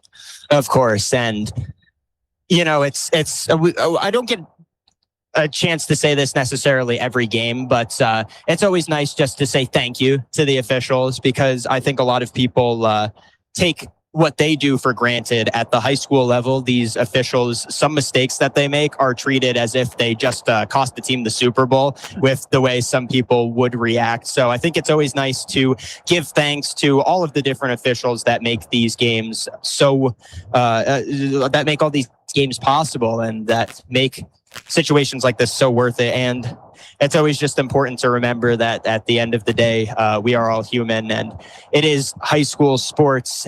And in that first game, the officials did very well. I expect a very similarly refereed game here in game number 2. Yeah, I don't, you got a lot of experience out here, a lot of years of experience. There's not a lot that they haven't seen, in the game of soccer as referees. So it'll be the girls got a good experienced crew out there, and you got 2 very good experienced teams. Both teams have a lot of championship caliber players, a lot of players who played in their club's national championship games this summer and won national championships. So it's going to be a lot of fun to see what this game produces as it goes on. Well, as we do get out of that first game, because I don't think we'll remember to do it in the post game for game number 2, we can do the big play of the game brought to you by Hermanson and Dontix. And the big play of the game, I think really you could go with either of the 2 Rohair Carranza goals. I'm going to go with the first one because I think that really set a tone for the game. And then keeping on that theme, the player of the game for game number 1 is going to go to Rohair Carranza. I think there were a lot of really good plays and players from both teams. I think some guys to point out, especially on Pierre, I think the goalie play was absolutely incredible in game number 1. And I think there's a lot of positives to take away from both teams. But there were 2 goals scored. Rohair Carranza really took over at the beginning of that game. I think you have to look his way for player of the game. Oh, absolutely. He dominated the first half. We didn't say anybody's name near as much as we said his. And we said his, and usually when we were saying his name, he was in the final third, in the attacking third, and he put. If he wasn't scoring goals, he was creating opportunities to score more goals. So a well-deserved player of the game for him. People always ask me about player of the if it is a close player of the game, how I decide. Usually that's what I go by is whose name I say the most. And certainly in the first half of that game, it was Rohair Carranza. In the second half of the game, again, there was a lot. And I think Pierre deserves a lot of kudos for what they were able to do against a really good team. Like we mentioned, Watertown could be a state champion at the end of this season. That's how much potential that lineup has. So the fact that they were able to settle in and hold it to a 2-0 loss, I think there's a lot of positives. And like you mentioned, early in the season, that's what you want to do is find positives in those games to eventually move forward and have a chance to maybe make a deep playoff run. Yeah, absolutely. Unfortunately, the schedule isn't conducive to getting a lot of training in between these games and working on some of the things that Coach Blanchette sees. But after this string of 3 games in 5 days, he'll get a chance to have a few days to really dissect some film, look at some positives, look at obviously some negatives, some things to work on, but mostly look at a lot of the positives that he took away from that last game to this game, and hopefully into Sioux Falls Christian, and really give his team a good chance going forward through the season. As we get into game number 2 of the doubleheader, a pretty good crowd here for Pierre girls soccer, and especially when you're not playing on the campus of the high school, I always get worried about how many people come out to support, especially with this game number 2 not being on the side of the snack stand. That's usually when I come as a fan where I set up camp. So it's nice to see how many people are out here for Pierre and how many traveled for Watertown. I think, especially in these early season games, 2 teams here that are going to go to the playoffs, just that early season support's so important because they're really both learning from each other at this point in the season. Oh, absolutely. And I've got to giggle because people are probably looking at the video and going, a lot of fans. I don't see a lot of fans. Well, the fans on the sidelines are the ones braving the sun. But ones down at the end under the trees, that's where a lot of them are because it is warm out here. And for a lot of the parents, they can sit down at the end under the trees with this nice breeze and watch the game. So we may not see them over on the sidelines of the opposite of where we're standing and sitting. But there are a lot of fans out here. They're in the trees. They're out on the sidelines. They're in their vehicles. Yeah, it's fun to see. For those tuning in on Live Ticket, and we thank everybody so much for tuning in, whether it is on the River 92.7 or on Live Ticket, however you're watching. But if you are watching on video, don't pay attention to how many people are sitting there. Pay attention to how many cars are here. And that's how you get a true test of how many fans there are. There's a lot of fans here, certainly for a Thursday afternoon, the day before football season gets kicked off for a lot of different schools around the state. So I know there's going to be some travel for a lot of these fans as well coming up tomorrow. And certainly nice to see how much support we have here tonight as we get ready to get started in game number 2 of our doubleheader. Pierre taking on Watertown, and it looks like Pierre won the coin toss that happened as we were transitioning our table back into the shade here as the sun begins to set on PILC Soccer Complex here in Pierre, South Dakota. Again, for those just tuning in, we thank everybody so much. Matthew Giavoni joined alongside Chris Derry here for game number 2. Game number 1 ended in a 2-0 Watertown victory. And we continue into game number 2. It will be Pierre getting things started with the free kick. And we do have some player of the game shirts here, so we will get one to Rohair Carranza at some point. I don't think they're running away yet, the varsity players from that last game. As Pierre gets things started, coming back down near the far sideline. And already you see the speed. These girls are not tired coming into this game.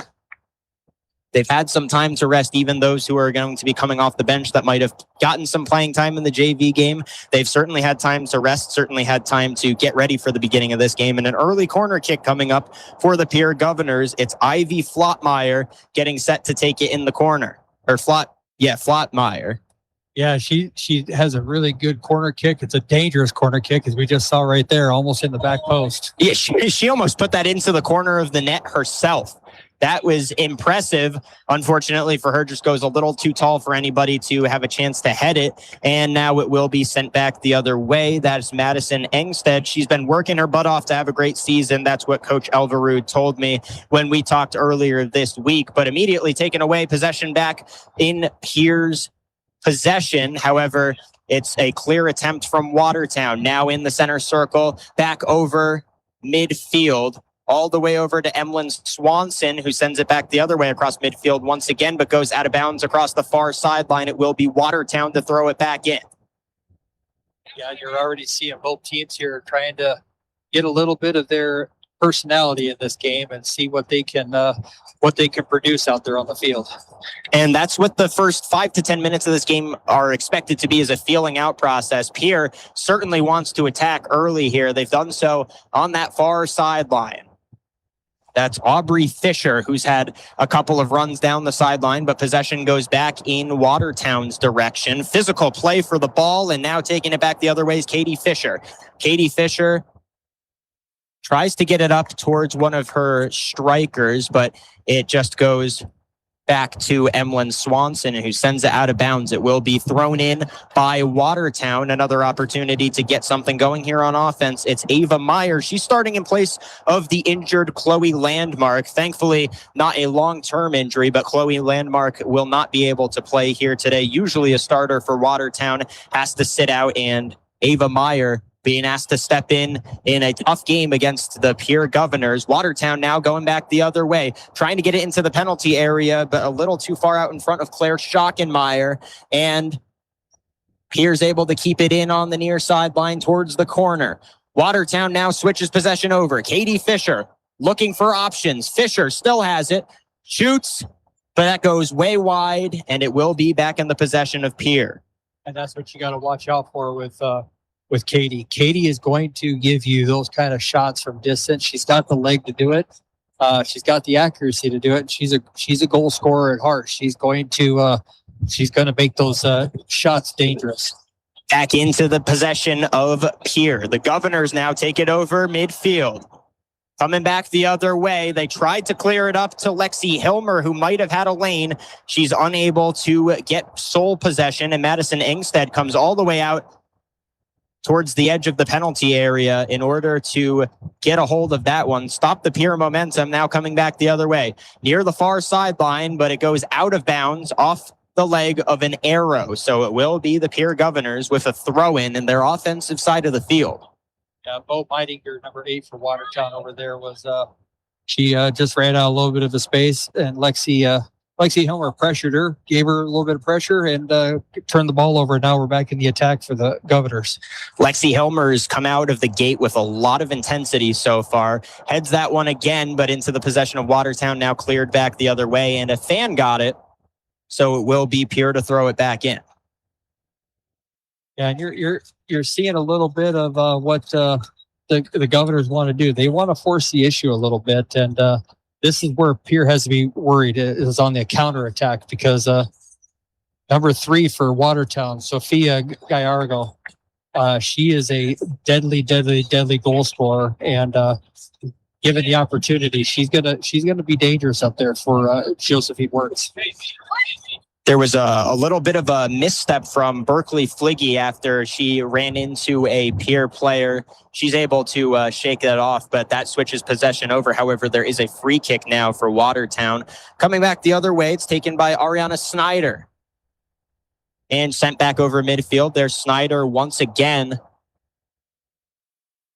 who gets possession for a third time, wearing that same number 20 that Matthew Birch wore and sort of playing the same position that Matthew Birch played for the Watertown boys team, had such a successful game, or especially early in that game.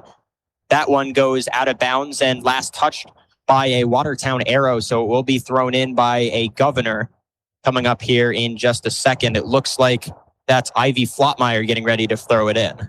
Yeah, you're talking about Snyder, Ari Snyder. Ari is a calm player, just like Matthew Birch is. Came off of a successful summer where her and a lot of the girls out here from both sides have played together in their club ball, won a national championship with their team, and she's a very calm, collected player, and you'll see a lot of the same similarities between her and Mr. Birch. Lauren Tesh sent that up. Now Sophia Gallardo gets it over to one of her forwards, but that one shot over the net. Would have been a tough save for Emlyn Swanson if that was on target. I think a little bit of luck there, and you're starting to see that accuracy. Both of these teams, that's something that's going to be apparent. They're accurate, and they get those shots off, usually on target. Yeah, and I promise you, Sophia's dad, Jorge, who's her coach in the summer, sitting over there on the bench by himself, is shaking his head going, I know you can shoot better than that. So shout out to Jorge. I see they're shaking his heads. And get a little laughing because Jorge, I coached Jorge when he was a kid for a little while, and I know he expects more out of his daughter. His daughter can get more. And I can tell you what, with Dad sitting over there on the sideline, I'm sure he's going to say something. That fire's going to turn on at some point. And with really both of these teams, you're not going to see too many opportunities go by before these shots get on target. You don't see them miss too much on either side. That's why both of the Pierre comes in with an expectation that they're going to go to and potentially win a state championship from how successful all of their girls were individually over the summer. Watertown, I think, is flying a little bit under the radar, and I think we're going to see in this game how competitive they can really be at the top level of South Dakota soccer. Yeah, and they're flying under the radar only to a few people. There's a lot of us who know this team and know that they're one of those teams you can't sleep on. They're going to give you everything that they got. They're going to battle hard. They're going to play a physical style of soccer with a little bit of creativity and a little bit of finesse out there that's going to really drive a lot of teams nuts. And you see it in their scores so far early in the season.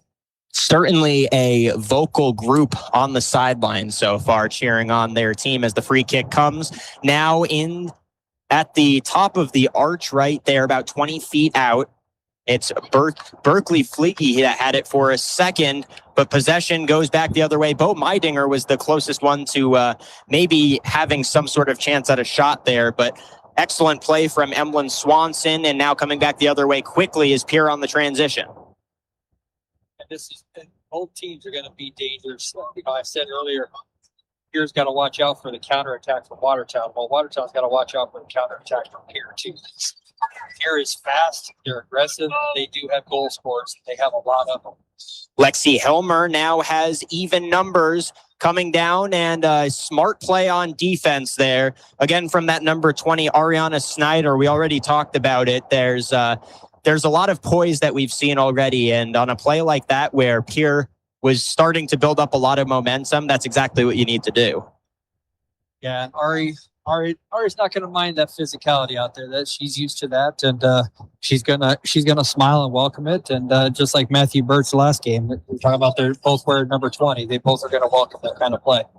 The Governor throw in now, an opportunity for Pierre. That's Helmer looking to cross it inside. It finds the right foot of a Watertown arrow, and now coming back the other way, Pierre's able to regain possession. There's Aubrey Fisher looking to get past a couple defenders. Now back, and Watertown able to get possession once again.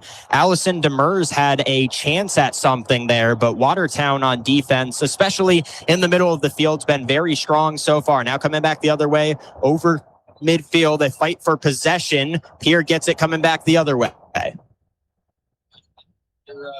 You're seeing the Pierre attack. They're coming forward, not just one or two, but a lot of numbers. There's 5 girls right now in the attack, 6 joining in. So you're seeing the numbers flow forward for Pierre. Zoe Bauer looking to get things started. Lexi Helmer, but a whistle sounds.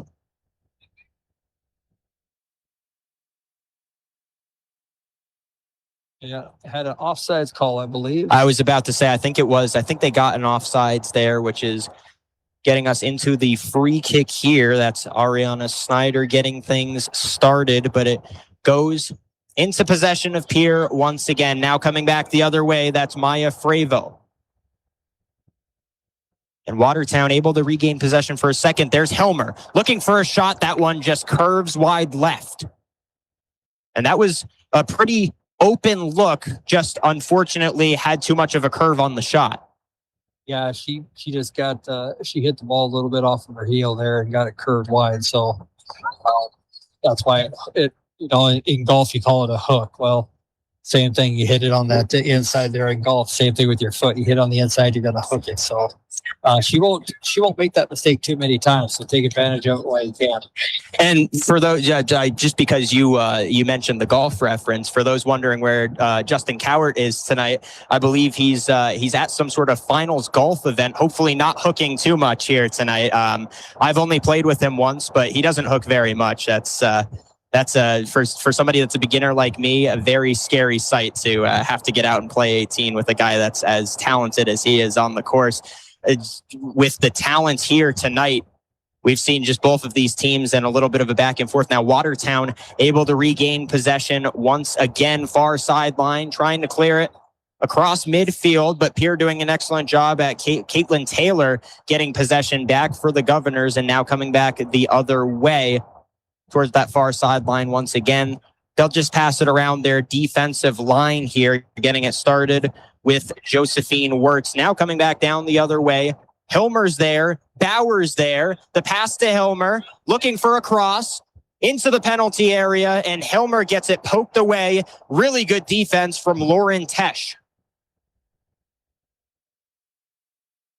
And an upcoming corner, but Lauren Tesh might have saved a golden opportunity from the Pierre Governors. Helmer was almost wide open at the beginning of that offensive possession, and Tesh really had to speed up in order to catch up in that play. Yeah, she did. Lexi got a nice little breakaway there, driving towards that line. I'd like to see her change her angle a little bit, get in front of the defender, but nevertheless, we did get a corner out of it. Corner kick, high arcing off the head of a Governor, and just too high over the goal. So Ivy Flotmeyer with the header.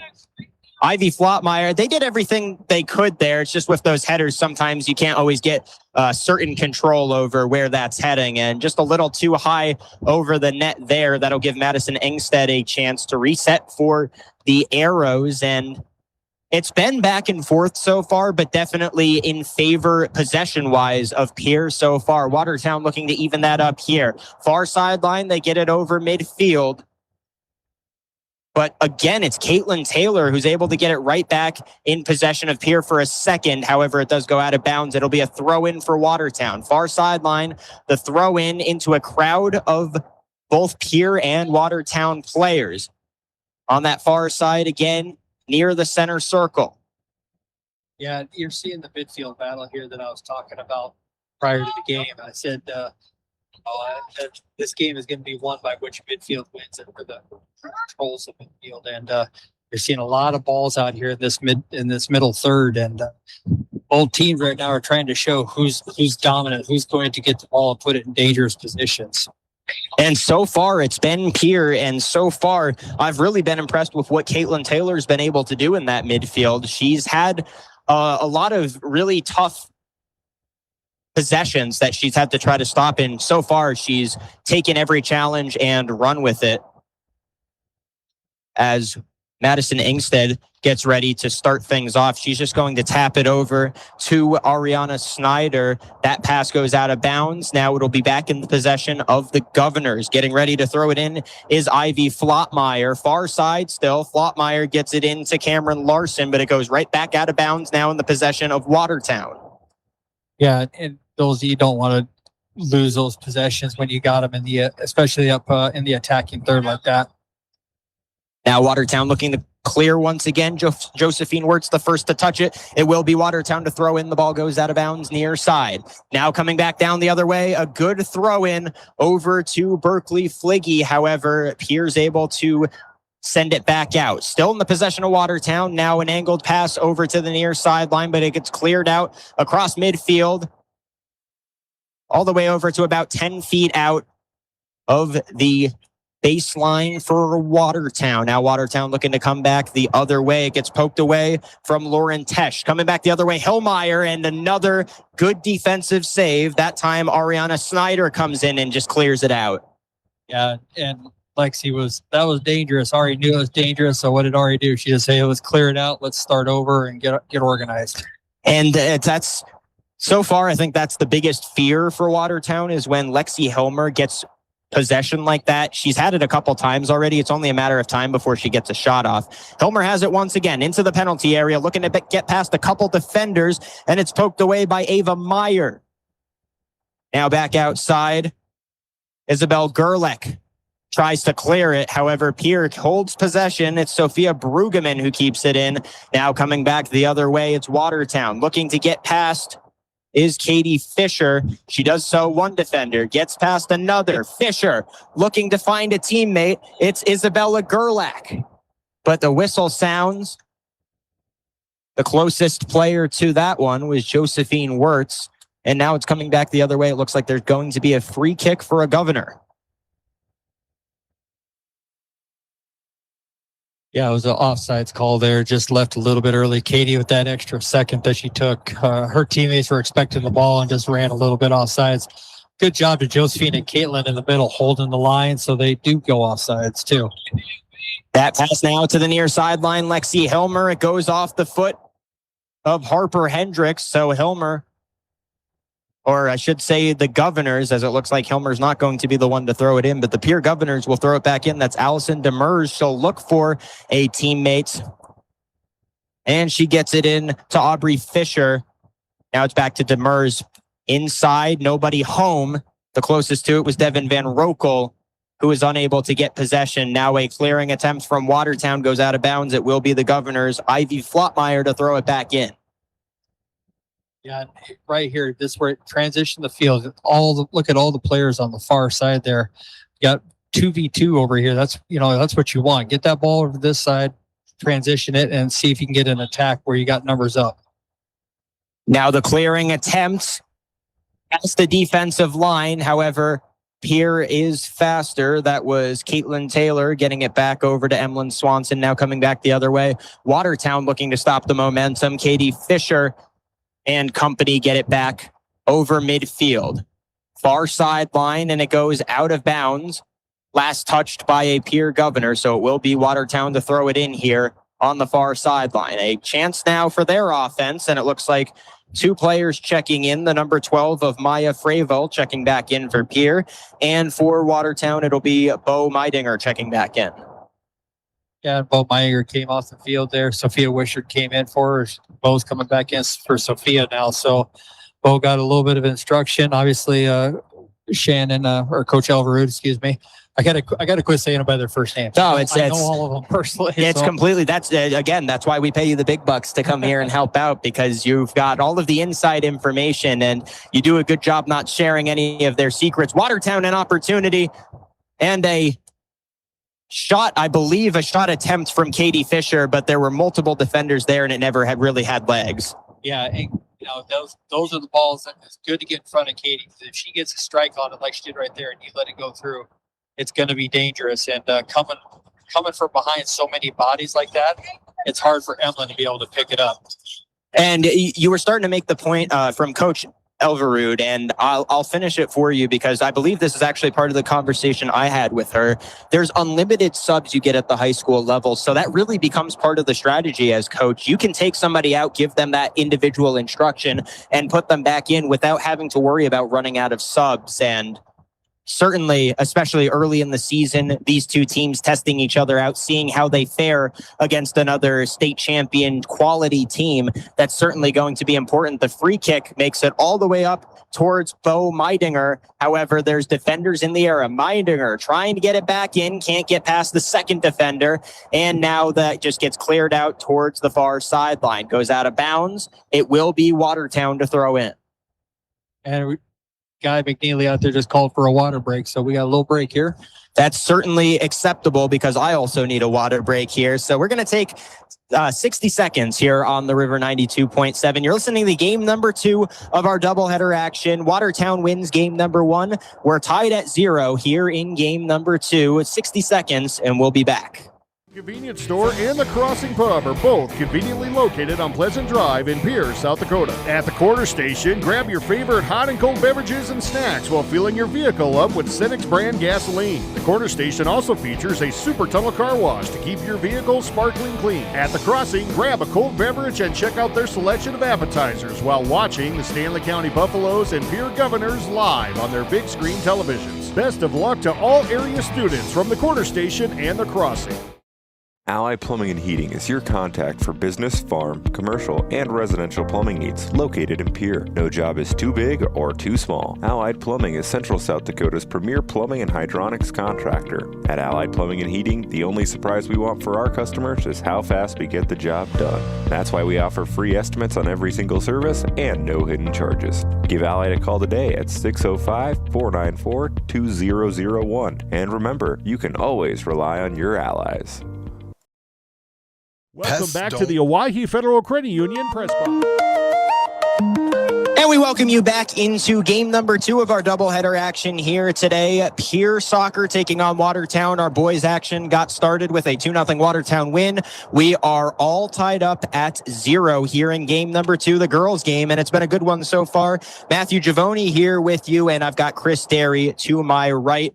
Excited to bring you through the rest of what's been a really competitive game so far. We've gotten to see a lot of quality soccer, especially early here in the season. That's what you got to love. Oh, absolutely. This is what I'm not going to lie. The whole day today, I've been talking to a lot of people around the state, a lot of friends, a lot of coaching colleagues, actually parents from both teams here from Watertown and Pierre. And everyone's been looking forward to this matchup between these teams. So it's exciting to see a great game. And this certainly is a big one so far here early in the season. Again, both of these teams unless something unprecedented happens, both of these teams will be in the playoffs. Both of these teams are likely to win a couple of playoff games. So really this is a feeling out towards the end of the playoffs. When you get into that final 8, that final 4, especially the state championships, there's a real world where this is the state championship game. That's not something that's out of the question, and an excellent early season opportunity for both of these teams to get that feeling out process. Now an opportunity for Watertown on a free kick coming up here, and I believe that's not Bo Meidinger. Well, Katie Fisher. That's Katie Fisher out there about to take the free kick. We'll see if she opts to try to score from that angle towards the back corner of the penalty area. She does take a shot, goes right into the wall of Pierre defenders, and now a scrum for the ball. It looks like Pierre's going to get possession as Katie Fisher goes down on the ground trying to save the Watertown possession, unable to do so. So Pierre stands tall on a really good opportunity for Watertown, now coming back the other way. Yeah, it was a good. She was going to go that near post based on where Emlyn had set up in the goal. So she drove a low near post shot. The wall stayed still, which is what you want your wall to do. Stand firm, and good job for the Governor defense and the Governor wall. Yeah, the wall didn't cower like I would do if any of these balls got kicked towards me. So certainly the difference, I think, between most people that haven't played soccer to this level and those, and this is just high school, but they can kick pretty hard. I don't think those who are tuning in on the video realize how fast this ball comes at them sometimes. It can go pretty quick as Watertown gets set to throw in far sideline, but only a Pierre players home as that's cleared out by Caitlin Taylor, now looking to come back the other way. Aubrey Fisher fighting for it on the far sideline, and it's back in the possession of the Arrows. A nice play there from Berkeley Fliggy. Fliggy now in the center, looking to find a teammate, unable to do so. Pierre looking for possession, coming back the other way. Yeah, the Fliggy family. You had Zane in the first game. You have Berkeley over here. And you got the youngest Fliggy right now playing over in the boys JV game. So you're going to be hearing the name Fliggy for quite a while. A staple in Watertown soccer, and I'm sure the coaches are always happy when they get a good player that's the oldest sibling, and then they have a ton of younger siblings to look forward to throughout the course of several years. Yeah, you do. And they're all good soccer players, and they're all fun to watch in their own individual ways.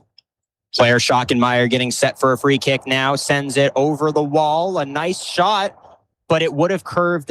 Emlyn Swanson was right there. I think even if it was on goal, I believe that would have curved wide right regardless. But still a nice play from Swanson in net in order to get Pierre some momentum back on their side of the ball. However, Watertown's able to switch over possession almost immediately. The cross inside finds the right foot of a Pierre defender, now coming back the other way. Watertown, Fliggy able to send it back inside. Fisher with a shot, goes over the net.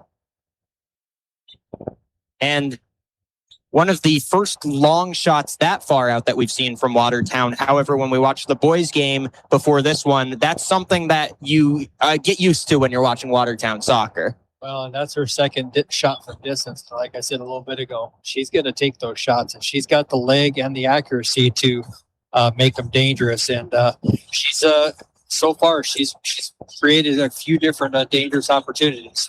Now Pierre coming back the other way. Aubrey Fisher, the closest Governor to it, gets tripped up. Whistle sounds, and Aubrey Fisher is going to have a free kick. It's a little too far out, I think, to have a really good shot at a shot attempt here. However, a excellent opportunity for Pierre to jumpstart some offense with this free kick. Yeah, I mean, Lexi, she's got a little bit of a breeze behind her. She's going to be able to put this shot on frame. You just, it's going to be a shot on frame. Just watch.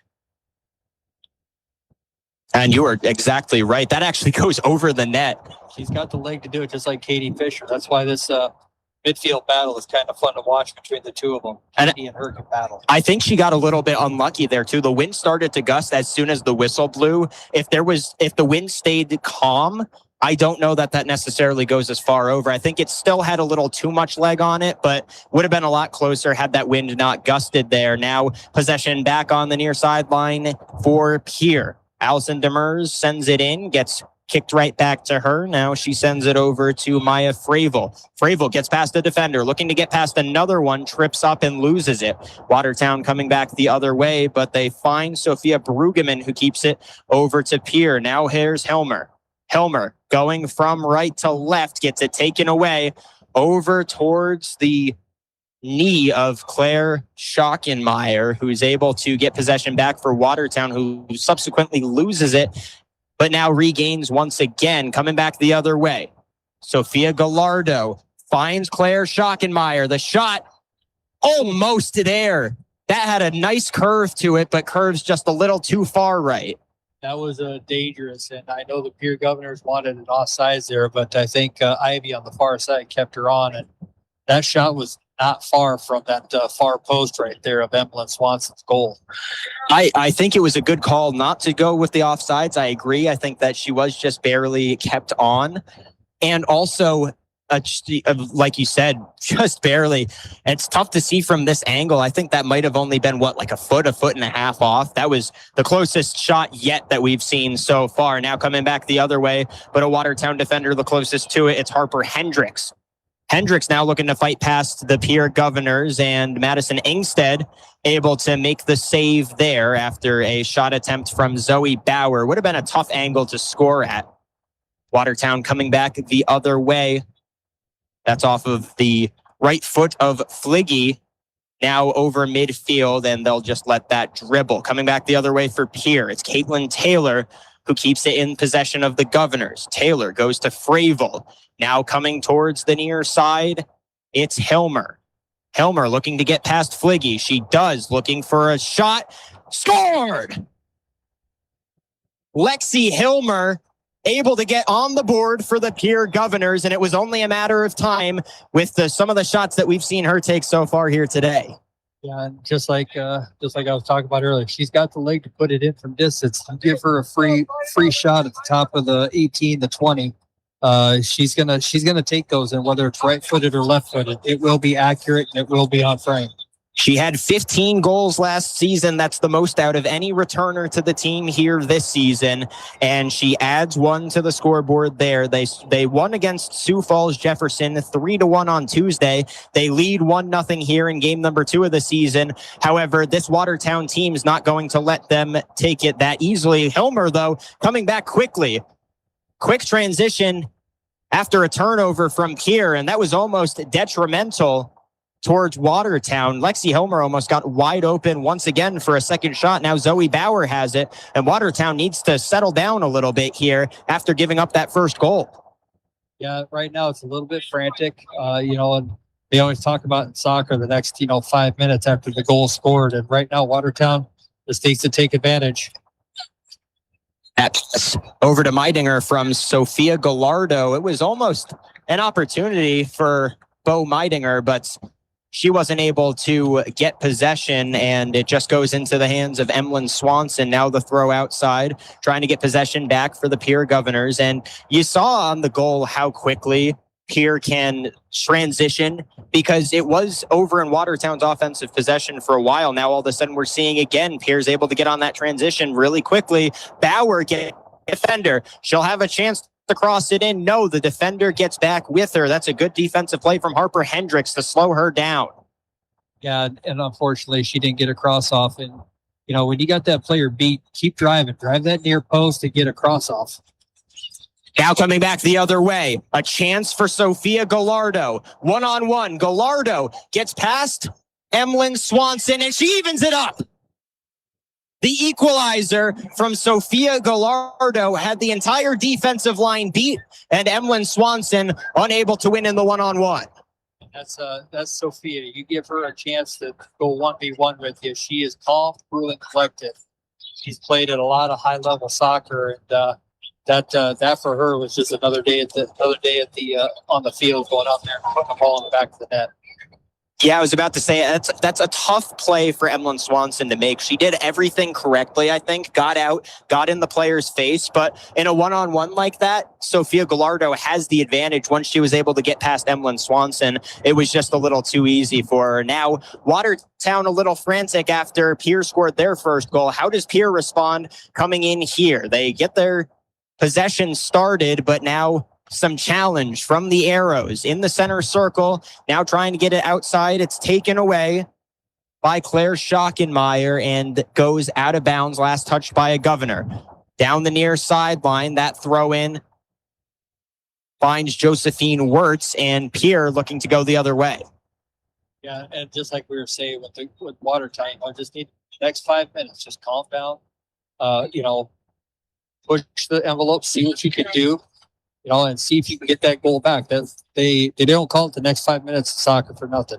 That's the most dangerous time after you score a goal. You let the other team back in and give your momentum right back. 1-1 the score here from PILC Soccer Complex in Pierre, South Dakota. Pierre looking to defend their home field in their second of 2 before they have to go on the road to Sioux Falls Christian this Saturday. That one goes out the near sideline, and it will be thrown in here by Sophia Wishard. First time we're saying her name today. She gets it in over to Katie Fisher in the center of the field. Now tries to get it up front to Bo Meidinger towards the left side, out in front of Emlyn Swanson, but her defense is there to help her out. Yeah, Emlyn, you were talking about Emlyn did everything right. She just did everything right there. Because if she doesn't come out, that ball's in the back of the net. And we've seen a couple of really good plays so far from her. It's tough when you have a 1-on-1, and Pierre doesn't give up many of those. You don't see many players like Sophia Gallardo had on that play where you get past the entire defensive line. There's an injured Arrow down on the field. However, plays continuing into the offensive zone, and Watertown can't really do anything at that point. Now they're going to stop it. The cart is going to come out. And we will take 30 seconds here on the River 92.7. They had to stop things before the play got too close to that player that was down. We'll take 30 seconds here. When we come back, we get back into game number 2 of our doubleheader. It's tied at 1, and it's a good one so far here from Pierre. Wait, And neither should you. At Olson's Pest Technicians, we've been protecting homes and businesses for over 55 years. From bats in the attic to rodents in the walls, ants in the kitchen, termites underground, even swarms of mosquitoes. We've seen it all, and we handle it all. With expert technicians, ethical treatments, and service across South Dakota, Nebraska, and Iowa, you can count on Olson's to get the job done right. Contact us today at Olson's Pest Technicians. Family owned, community trusted. When life Welcome back to the Owyhee Federal Credit Union. And we welcome you back into game number 2 of tonight's soccer doubleheader between the Pierre Governors and the Watertown Arrows. Game number 1 of our doubleheader, the boys varsity game, was a 2-0 win for Watertown. Here in game number 2 so far, it's been a good one. The scoring got started by Lexi Hilmer for the Pierre Governors, but then quickly an answer from Watertown. Sophia Gallardo got behind the defensive line and was able to equalize. 1-1. You wouldn't expect anything less from a matchup like this. Matthew Giavoni here with Chris Derry, and there's a lot of excitement around the state for this game. It's delivered so far. Yeah, it has. And I actually thought this game was probably going to be a close one. It's going to be a good battle, and so far it's holding up to snuff. So it is kind of fun to see two good teams battle against each other and lay everything out. And that's what you're seeing from two quality girls soccer teams. Fight for possession on the far sideline. It goes out of bounds off of a Pierre Governor. So throw in once again. Now that's Isabella Gerlach who sends it far side. Now back towards the middle to Harper Hendricks. Hendricks has some pressure. That was from Hilmer. Now gets it back inside. Now the pass looking for Sophia Gallardo once again, but there were a couple defenders in the area. And of course, Emlyn Swanson, who is able to reset for Pierre. Coming back the other way now, it's Zoe Bauer who sends it over to Hilmer. Now back to Bauer. We're looking to win a foot race, unable to do so. That's last touched by Hilmer, so it will be Watertown to throw it in. Brittany Sargent coming into the game for the first time here today. Aubrey Fisher heads out, and then it looks like we're going to get a substitution of Berkeley Fliggy coming back into the game, and that's Ava Meyer heading back to the bench. Yeah, you know, the difference in that first game, they were talking about mistake there from Katie Fisher. Katie Fisher thought that was out, but as Coach Elverud said, there was no whistle, so you didn't need to stop. Now a shot and score from Lexi Hilmer. And it all started with the mental mistake right here on the near sideline. Watertown thought it was going to get called for out of bounds. No whistle sounded. Coach Elverud saw the mistake, but the players didn't see it in time. That let Lexi Hilmer get almost wide open for a shot and score. Yeah, you give Lexi Hilmer a 1v1 there inside the 18. She's put in a lot of work to work on her individual technique, and you saw it right there. She broke down the defender and got a nice open shot and put it away nice and calmly.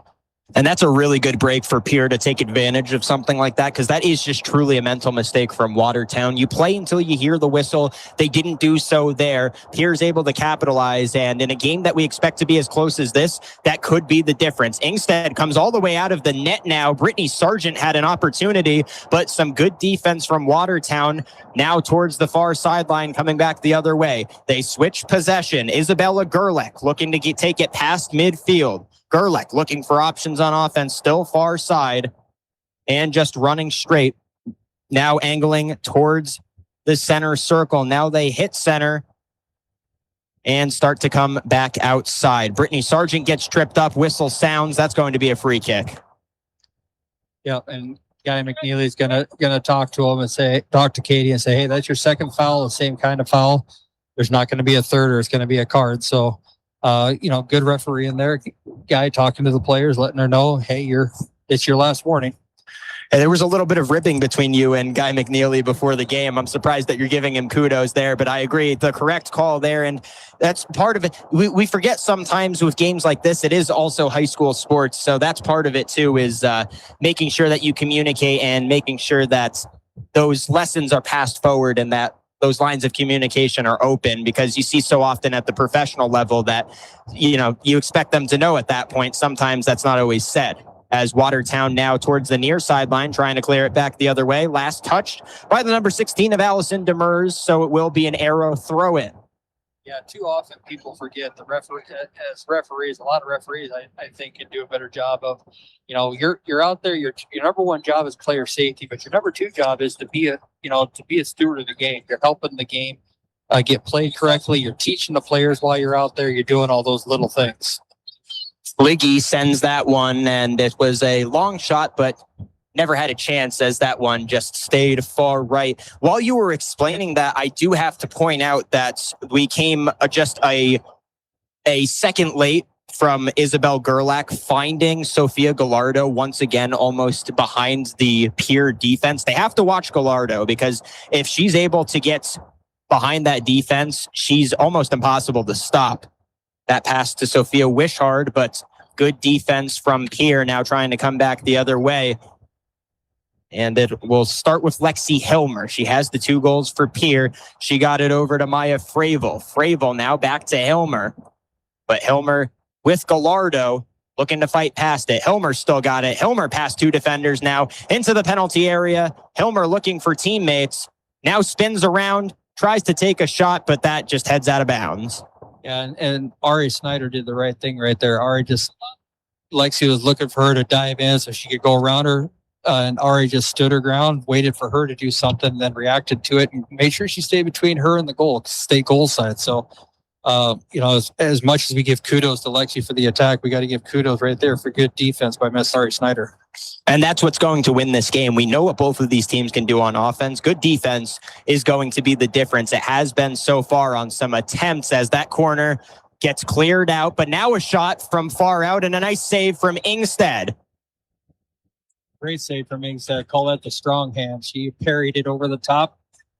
She was caught off balance, parried it over the top with her strong right hand, and another corner kick for the Governors, which is great to see too. And that was just a case of perfect defense, or great defense beat great offense, because it was the right look from Pierre as well, and that would have scored had Ingstead not been able to make the play. Exactly, and that's what good goalkeeping. You need your goalkeepers to make 1 or 2 quality saves a game, and there's one for Watertown by their keeper. Another corner kick for Pierre. That time, Ingstead's the first to touch it, bats it away. Watertown looking for possession, unable to get it away from Pierre, but now they clear it out. That was the ultimate dangerous corner kick. How that ball did not go in is beyond me as a coach. If I'm a coach on the Pierre side right now, I'm standing over my head in my hands going, how are we not up 3-1 right now? Great corner kick by Lexi. And I'll give it to Madison Ingstead as well, getting her hand on it first. Yes, I agree with you, but it was a very good playing goal. She's had a couple already today, and it's always tough on those corner kicks to not get overwhelmed, I think, at least from the outside looking in from over here. Ingstead has been calm, cool, and collected on some of those plays. Now Pierre looking to keep possession once again, but Watertown looking to fight the other way. That's Katie Fisher. Now over to the far sideline. It goes out off a Pierre Governor, so it will be Watertown to throw in. There's the arrows looking to go back the other way. Goes over midfield. I heard another whistle from the other field. I thought they were calling it here. However, it's Watertown looking to push forward. Yeah, we got an offsides call. Looks like Sophia was off, came from an offsides position to get that ball. So now Pierre clear their box, get it back forward, and get in the attack again. See, I'm glad you know the voices here, because I heard somebody say offsides, but again, I couldn't tell which field it was coming from as we now come back the other way. Here comes Berkeley Fliggy. Unable to find a teammate. The closest there was Sophia Wishard. Now coming back the other way. Pierre looking to push. Lexi Helmer, the last to touch it, will be thrown in by Fliggy and this Watertown possession. Now they switch it. They'll say that it was a Watertown player that was the last to touch it. So Pierre will get the throw in. Yep, and that's a judgment call. I don't know who hit it out, but referee's gonna make the call, go with it. Watertown dropped it, moved on. And they've got a tough job. We're sitting closer than any of the officials, and I couldn't tell you who was the last to touch that one. So it is certainly tough for them, especially at this level. No instant replay or anything like that to make the for sure decision, as now we come back the other way. Lexi Hilmer looking to get past a couple defenders, tries to find Zoe Bauer, unable to do so. Good defense from Watertown, now coming towards the near sideline. Bauer's got it, looking to get past the defender. Bauer sends it back outside. Now coming in is Gallardo from Watertown, looking to force a turnover, but unable to do so. Pierre's been very smart with the ball so far and clearing out when they need to their defensive line. Now far side, Watertown switches possession, trying to come back up the other way. Gallardo unable to get the pass in, and now it's back in Pierre's possession. That's Caitlin Taylor getting set up, sending it.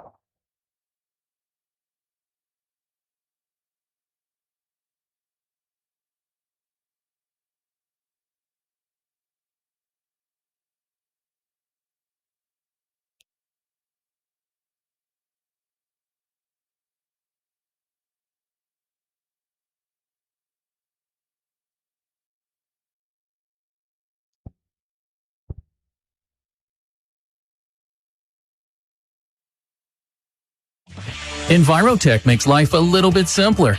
No matter what the circumstances, no matter what is handed to you, Envirotech has you covered.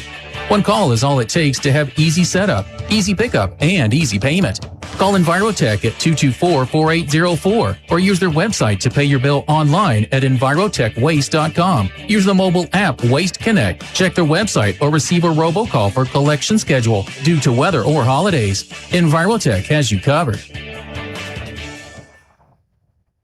Summer's coming to an end. Time to start looking for a warm trip this winter. Things I need to keep in mind before I book. I need to check the reviews. I need to look at their cancellation policies. Does it make any sense to purchase travel insurance for this trip? I also need to keep my receipts and communication with my travel confirmations. And lastly, I need to make sure that I'm on a true travel website before I book. If you have any questions, contact the South Dakota Office of Attorney General's Consumer Protection Division at 800-300-1986. Comtech has your technology solutions. Check out their showroom located right off the truck route on Irwin Street. Come in and see what you've been missing. A large selection of TVs, sound systems, and smart speakers, PCs, desktops, and tablets, home and business security and telecommunication systems. Comtech is your all-in-one solution for any technology needs. Wishing all athletes the best of luck in today's competition. Comtech. Come see what you've been missing. From the early days of South Dakota statehood through today's digital revolution, BankWest has remained committed to helping customers and communities succeed. BankWest Associates uphold this commitment by developing innovative products, tailoring financial solutions to customer needs, and actively supporting community causes. For a bank committed to helping you and your community prosper, choose BankWest. BankWest. Convenient, connected, committed. Member FDIC.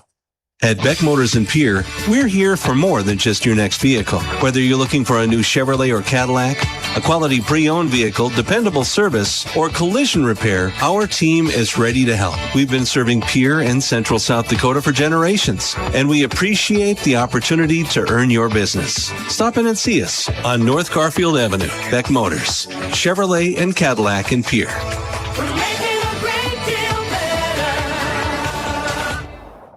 Dakota Storm Roofing is a locally owned roofing company in Pierre, specializing in both residential and commercial roofing services. They can handle your asphalt shingle, metal roofing, and flat roof needs. New construction, plus all types of roof repairs. They can handle the finishing touches, adding fascia, soffit, and gutters too. No job is too big or too small. For a free estimate, call Dakota Storm Roofing at 280-9794. Go to dakotastormroofing.com or find them on Facebook or Instagram.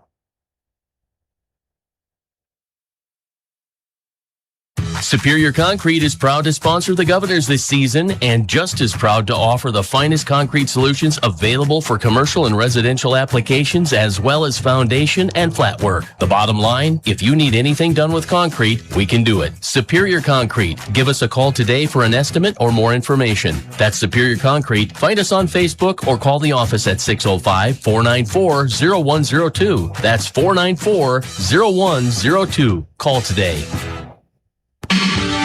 Chances are you're overlooking a big energy thief in your home or commercial building. The garage doors. But Overhead Door Company... Trust Mark and the team that's been making things right for over 30 years. At Quality Body Shop, they're locally owned, honest, fair, and reliable. The kind of hometown service you can count on. From small scratches to major collision repairs, they treat every vehicle like it's their own, with quality workmanship and attention to detail. Quality Body Shop. Quality repairs from people you trust. Stop by or call today and see why generations of local drivers choose Quality. First Stop Insurance Agency is a local independent agency servicing Presho and Lyman County in central South Dakota. Working with ranchers, farmers, and families, we represent a range of insurance carriers and can help you compare your options for auto, home, farm, ranch, and business coverage. Before you buy your next policy, get a free, no-obligation quote and compare. Stop in or give Jody at First Stop Insurance Agency a call to get started today. What if the market shifts? What if the margins on your farm keep getting tighter? Simplot Grower Solutions is here to help. Simplot Crop Advisors know South Dakota corn, soybean, wheat, and other crops like you do because they live and work here. So, even if the market shifts or the margins keep getting tighter, you'll have the insight and support to keep moving forward. Simplot Grower Solutions.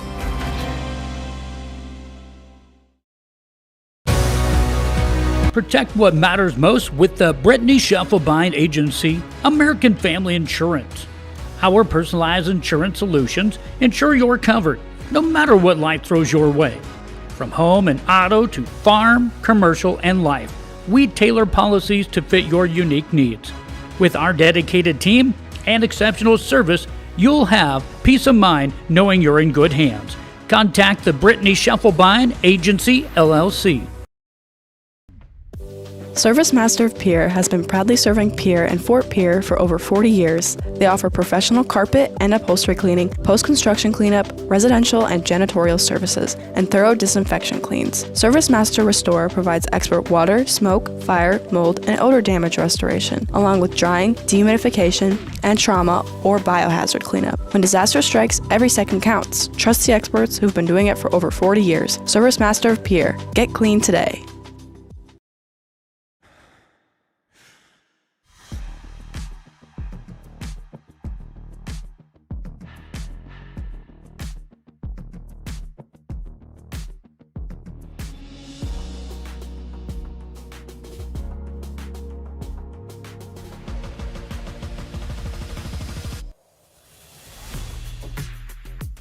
Let's start building.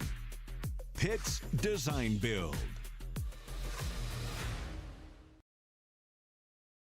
DRG Media Group Sports is the official voice of the Pierre Governors. Our hash mark over the middle and wide open at the 30-yard line. Carter Scheffelbein, touchdown. Here's Olsen, plenty of time, 3 seconds, gets to shoot, and it's good for 3. From football, volleyball, and soccer to basketball, wrestling, and softball, follow the Pierre Governors on the official voice of the Govs, River 92.7, and also on the River 92.7 page of the DRG News smartphone app and drgnews.com.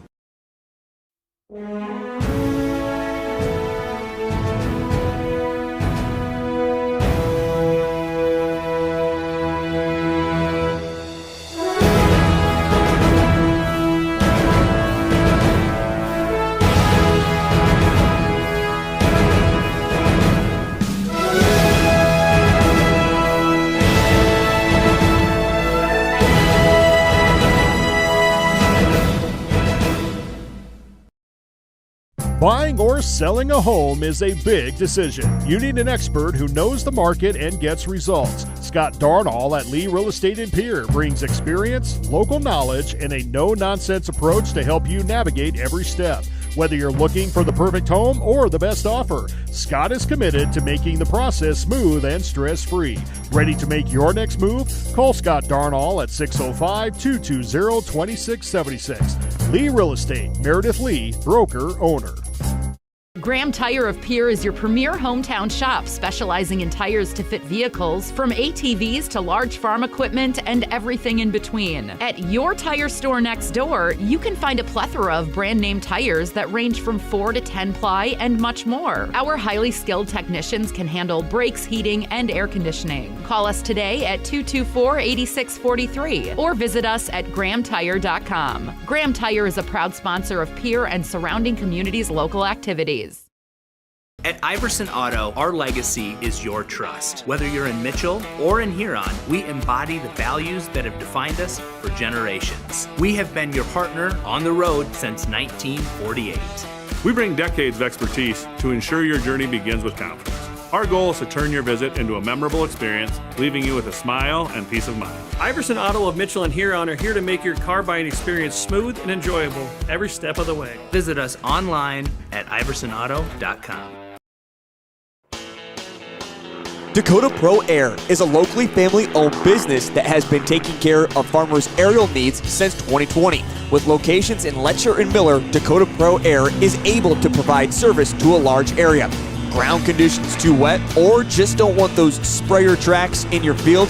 Give Dakota Pro Air a call for all your chemical and fertilizer application needs at 605-248-2314. Generational success means different things to different people. But to us, it means seeing my daughter follow in my footsteps, keeping the farm in the family, just getting to do this every day. We're Agtegra Cooperative, and we're generationally successful. That's who we are. Agtegra Cooperative.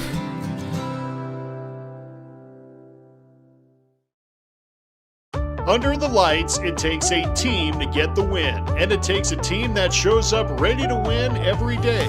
Purist and Harold is hiring production technicians and maintenance mechanics. If you're the kind of person who shows up, works hard, and has your teammates back, you'll fit right in. They offer gas reimbursement, an attendance bonus, and great Purist benefits. Join the team. Play to win at work too. Apply today at purist.com/careers. The Best Western Ramkota Hotel in Rapid City supports all South Dakota student athletes and their families. They are conveniently located off Interstate 90, close to downtown and minutes from the beautiful Black Hills. The Ramkota offers sports and family-friendly rates. Guests can relax for free in the indoor water park. They have 36,000 square feet of banquet and meeting space, and the award-winning Minerva's Restaurant and Bar is located on site. Best Western Ramkota welcomes everyone to beautiful Rapid City, South Dakota. Welcome back to the Owyhee Federal Credit Union. Business owner, I'm familiar with the day-to-day trials and needs it takes for your farm and business to be successful. AB&T and Pierre has a team of experienced agriculture and business banking professionals that speak your language. Make American Bank and Trust your trusted banking advisor. Call or visit us online at abt.bank today. Health, happiness, and home. Hi, this is Tara Sunshine of Kathy Sunshine Properties. Purchasing and selling a home can be the largest investment you make. I invite you to choose our team to help you with the process. For over 51 years, our office has been successfully serving the buyers and sellers of the Pierre-Fort Pierre area with professional service. Our team has extensive training and experience in the real estate field. It is our goal to provide you with superior service. Contact me or any of our realtors. 605-224-5588. Kathy Sunshine Properties. Ready to hit the lake, the trails, or the open road? At Owyhee Federal Credit Union, we're making your summer adventures easier than ever. Right now, take advantage of our recreational loan special with rates as low as 5.95% APR and no payments for 90 days. Stop dreaming, start doing. Apply today at OwyheeFederalCreditUnion.coop or stop in at 221 East Pleasant Drive in Pierre. Owyhee Federal Credit Union, where we treat you like you own the place because you do. Lunchtime just got delicious. The Ramkota Hotel's Riparian Cafe invites you to take in their whole new vibe. Their lunch buffet features a fresh salad bar, homemade soup of the day, and a daily hot entree served from 11 to 2, Monday through Friday. Whether it's a quick bite or a leisurely lunch, the Riparian Lunch Buffet is for you. Fresh flavors, great variety, and a whole new vibe. The Riparian Cafe, located inside the Ramkota, where great food brings people together. Xander Auto Parts, the only locally owned auto parts store in the Fort Pierre area, has been serving Central South Dakota for over 40 years. They're a trusted name when it comes to automotive parts and supplies. Their knowledgeable staff is dedicated to assisting you in finding exactly what you need. Convenience is also a top priority. They're located at 500 Sioux Avenue, Xander Auto Parts. They support area youth in their activities. When you need auto parts or supplies, shop Xander Auto Parts, your auto value parts store. With Dakota Plains Federal Credit Union's new online and mobile banking features, you can apply for a loan anytime, anywhere. Send and receive secure messages with our team and manage your debit or credit card with ease. Plus, enjoy seamless digital wallet compatibility. Tap, pay, and go with confidence. Your money, your control, your convenience. Download the app today and experience the future of banking. Safe, simple, and always with you. All deposits are insured up to $250,000 by NCUA. Tokyo Japanese Cuisine, conveniently located in the Northridge Plaza, prepares authentic Japanese fare, including hibachi and delicious sushi. They're a great choice for eat-in or takeout in the Pierre area. Tokyo Japanese Cuisine, they're known for their variety in taste and high-quality fresh ingredients. So experience the friendly atmosphere and excellent service. Open at 11 a.m. Monday through Saturday, noon on Sundays, and for carry-out orders, call 605-494-3388. Ameriprise Advisors can work with you to provide personalized, goal-based advice based on your short and long-term goals. Plus, you can track your investments and financial solutions with our digital tools and regular meetings. Call Ameriprise Financial Advisor Angie Teason with Wealth Partners, a private wealth advisory practice of Ameriprise Financial Services, LLC, at 605-224-6777. That's 605-224-6777. Office is located at 740 East Sioux Avenue, Pierre, South Dakota. Ameriprise Financial Services, LLC, member FINRA and SIPC. And we welcome you back into our doubleheader action, game number 2. Apologies for our technical difficulties we dealt with here through halftime and entering the second half. I'd like to be honest and say that I could tell you what happened. Unfortunately, we do not know, but we are back here for the second half. What did you miss while we were off the air for just a little bit? And for those tuning in on the River 92.7 and listening to our audio here on Live Ticket, we thank you so much for tuning in. Matthew Giavoni here with Chris Derry. There was a goal scored. It was a penalty kick goal by Maya Fravel. And Chris Derry, who was paying more attention at the time that it was scored, can take us through the events that transponded that caused the penalty kick. Yeah, I mean, Lexi Hilmer broke the defense down, got into the box and was dribbling. And unfortunately, number 20 for Watertown got a little bit too physical and knocked her off the ball with her shoulder in the back. And Guy McNeely out there decided that was enough for a penalty kick. And Lexi earned a penalty kick for her team, and Maya finished it off. And now looking at the score, it's a 3-1 lead for Pierre, but their past 2 goals, one is a mental mistake from Watertown. There was a play near the sideline. There a little bit of a mental lapse for the Watertown defense. Pierre's able to capitalize and score. And then they score on a penalty kick. If you're Watertown, maybe, especially if you don't come back and win this game, you're kicking yourself a little bit because it feels like this game was a lot closer maybe than the score's indicating right now. Yeah, exactly. And it's a matter of the fact that, mental mistakes early on in the season, you can get past them because there's a lot of season to play. Just need to learn from them, get better because of them. And right now, Guy has to stop the game. Got a deflection and hit Claire off the forehead. And there was I don't know if you could pick it up with the headsets. There was an audible gasp there, as that was certainly not a collision that you want to see. And being helped now to the sidelines, just hoping that everything's okay there and that injury cart will come out.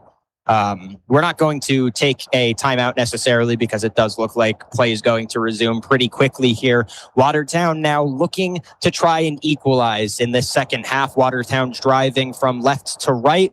Pierre driving from right to left. And some opportunities to try and find some positives here for Watertown. The biggest positive, of course, would be if they can get back into this game.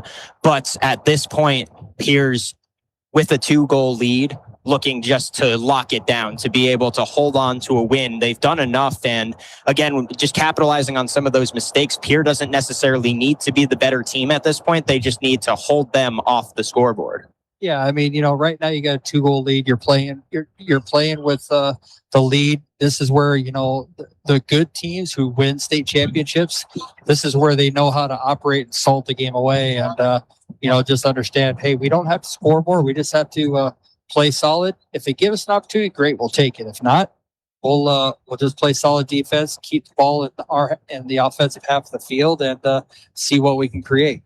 They'd certainly like to score again, though. There was a pass angled there to Lexi Helmer. Now another one that Helmer's not able to hold possession of. Now coming back the other way, it's Meidinger down the near sideline. Meidinger looking to cross it inside. She does to Gallardo. Sophia Gallardo, the lone goal scorer for Watertown, can't keep possession, and it's going back the other way. Good defense from Pierre after a quick transition attempt from Watertown.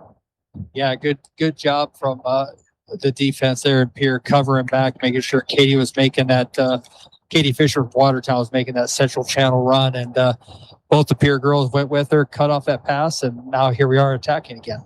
And that was Aubrey Fisher trying to push the attack forward for Pierre. Wasn't able to keep it in, though. It does go out off a Watertown player. Pierre throws it back in. Now Watertown has possession, far sideline. And they get it past midfield. The pass attempts to Sophia Gallardo gets caught up, and Gallardo almost had another really good one-on-one opportunity. Now it's coming back the other way. And Pierre looking to transition. They've been really good at transitioning so far. Devin Van Rokel can't keep possession. It goes back towards Josephine Wirtz. And now there was a little bit of a miscommunication there. Emmeline Swanson and Josephine Wirtz couldn't decide who wanted it. A shot attempt and a good save from Emmeline Swanson. That was about as close as you could get. Katie Fisher took a nice shot there. And you were just talking about the mental mistakes for Watertown. And that was one right there for Pierre that luckily Emmeline got back in position for and covered up for. But can't have those mental mistakes if you want to put the game away. You gotta stay solid in the back. And good on Emmeline Swanson for being able to get back and saving there. There will be a corner kick, so Pierre not entirely out of the woods yet, but another really good opportunity for Watertown. And it's a few opportunities like those that are going to be the difference between this Arrow team being able to get back in it in the second half or not. That's a decently placed corner kick, but nobody in the area for Watertown. It just goes over the crowd and now out of bounds. It will be thrown in by the Watertown Arrows here on the far sideline, and there are two substitutions coming into the game. It's Sophia Wishard and Kendall Bender. Yeah, and you saw on that corner kick right there, and that's going to be a problem. You don't want to give up these corner kicks because Evelyn is looking directly into that sun.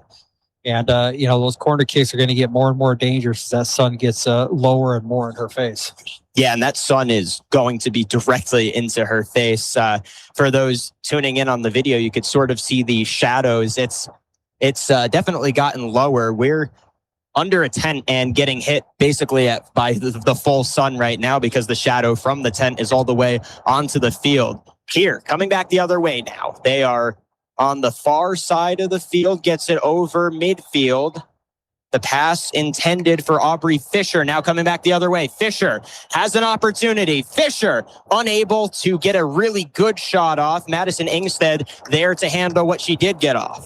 Yep, Madison did a good job. Aubrey did a good job. She was looking up. She was trying to find Devin Van Rokel running down the middle, and Devin was in a good spot, and Aubrey made a good play, and Madison made a great play. I mean, that's just overall great play on both sides, the attack and the defense. It's not the first time we've seen that today either. There's been a couple plays where it's really good offense and really good defense, and you get to see which one wins in those situations. And then, as we mentioned earlier, the biggest factor is really good goaltending, and that's what we've seen out of Madison Ingstead today. Some really good goaltending. Again, on some of those unfortunate mental mistakes, she's just been put in situations where she unfortunately gave up goals that finds Watertown now in this deficit. Coming back the other way, trying to switch momentum over. However, the fastest player on the other side is Josephine Wirtz. She gets called off. That time, Emlyn Swanson, much better with the communication. And communication is key for both of these teams, especially in that defensive line. That's how you avoid these mistakes early in the season. Yeah, it is. And that's a great job by both Emlyn and Josephine. They had that mistake just a few minutes ago, learned from the mistake, and they're not going to make it again.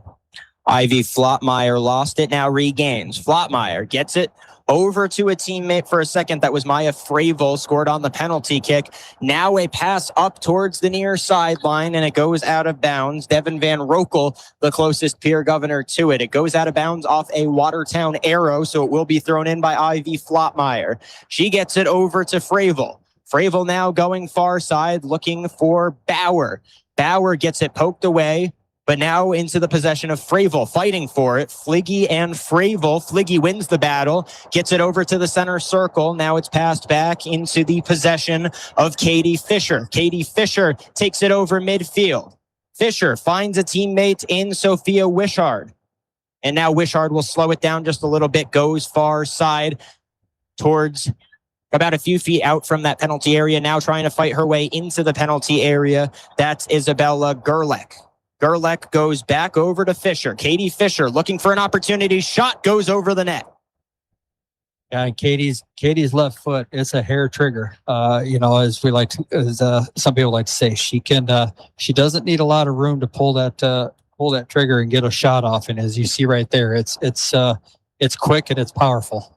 It certainly was there, and almost a little too powerful. And that's what we've seen a lot so far today from Watertown, is almost too much leg in some of these shots. And I think that's partially because we're early in the season. You're still trying to work out the little intricacies in some of these long shots. And I know they're not entirely, because of all of the summer club and all of the different soccer that all these players play. It's not the first time that they've ever played on a grass field, but I think there is a difference having to come to Pierre and playing on a grass field here as well today versus the turf in Watertown. Yeah, there's a absolute difference. The way the ball rolls, the speed of the ball rolling, the bounce, everything is just different. And this field here at PILC is beautiful. The city maintenance does a great job of keeping this field looking great. It's mowed well. It's a fast grass. So there is a difference, but it's a great field to play on. Watertown clears across midfield into the possession of Pierre. Now back to Watertown, looking for options. The pass up over to Bender.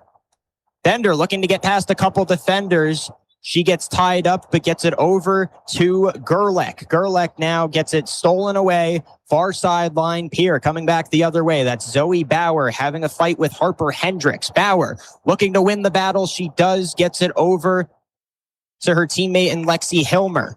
Hilmer now sends it over to Devin Van Rokel, but it goes too far back into the defense of Watertown, now near sideline. That's cleared up. There's an opportunity for a cross. Sophia Wishard crosses it in. Nobody home except for the goalie of Emlyn Swanson.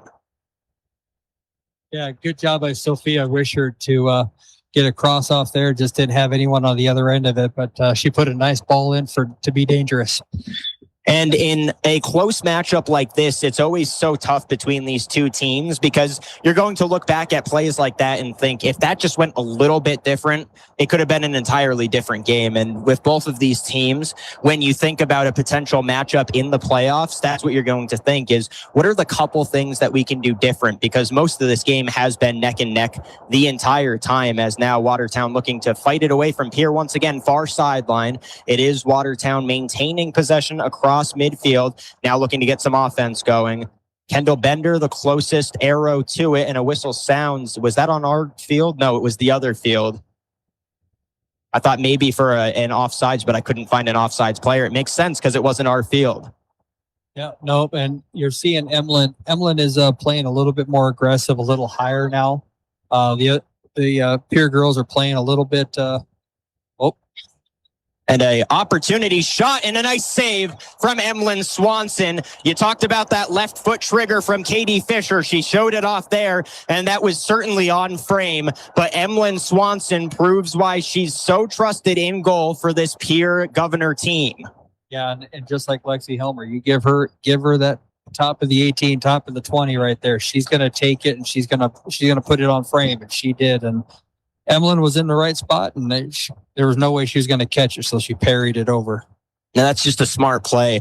Both goalies, really. Emlyn Swanson and Madison Ingstead have played incredible today, considering all of the different offensive prowess that we've seen from both of these teams, especially this early in the season. Watertown regains possession. Another far shot, that time a mistake from Emlyn Swanson, and she gets lucky that she was able to stop enough momentum. It didn't trickle in. Yeah, it just knocked the ball down, and she did. And nice, calm. None of the Watertown players decided they wanted to chase after it, so she just calmly collected it, did what she needed to do. Back into the game, Ariana Snyder, who that goes off of the foot of. I feel like we haven't seen her a lot since the beginning of the first half. Again, one of those players that showed such poise so far on the defensive side of the field, and especially with Pierre looking to challenge now again here. Flottmeyer throws it in, and now a challenge. Lexi Helmer's there, passes it back outside. Helmer to Brueggemann, now going back the other way. Passed back in towards the far sideline, now back out over to Wirtz. And now Watertown, that's Fliggy, able to get possession for Watertown. Fliggy now tries to clear, and a foot race. Eloise Olsen, the closest Watertown player, the first time I've said her name here tonight, but unable to get there before Emlyn Swanson's able to scoop it up.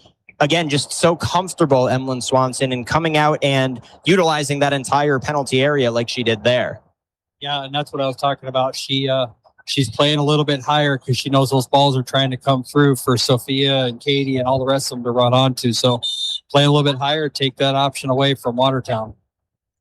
We do have some more subs coming in here. Aubrey Fisher for Pierre and Isabella Gerlach for Watertown. They'll sub on. Zoe Bauer subbing off for the Pierre Governors, and Chloe. That's the number 12 of Chloe Landmark. However, I was told that Chloe Landmark would not be playing here tonight due to injury, so maybe there was a last second change to that as Chloe Landmark's number 12 comes off. Yeah, and I'm not 100% sure who Chloe is, so unfortunately I can't verify, but maybe one of the Watertown parents who know me can text me and let me know. And certainly, when I had my conversation with Coach Elverud, as Watertown has an opportunity, but it gets cleared out. Good defensive clear from Pierre. When I had my conversation with Coach Elverud, she told me that Chloe Landmark's hamstring strain was not going to be super serious. So I wouldn't be surprised if maybe it was even less serious than she thought. And Chloe Landmark is good to go for today, as Watertown trying to challenge the closest player there was Bo Meidinger, but again, a good defensive stand from Caitlin Taylor and this Pierre Governor defense.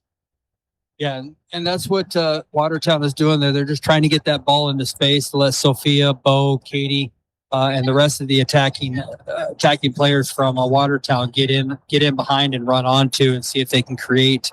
But the Pierre defense right now is doing a great job of staying tight. That pass up over to Meidinger, tries to cross it in. It's wide right.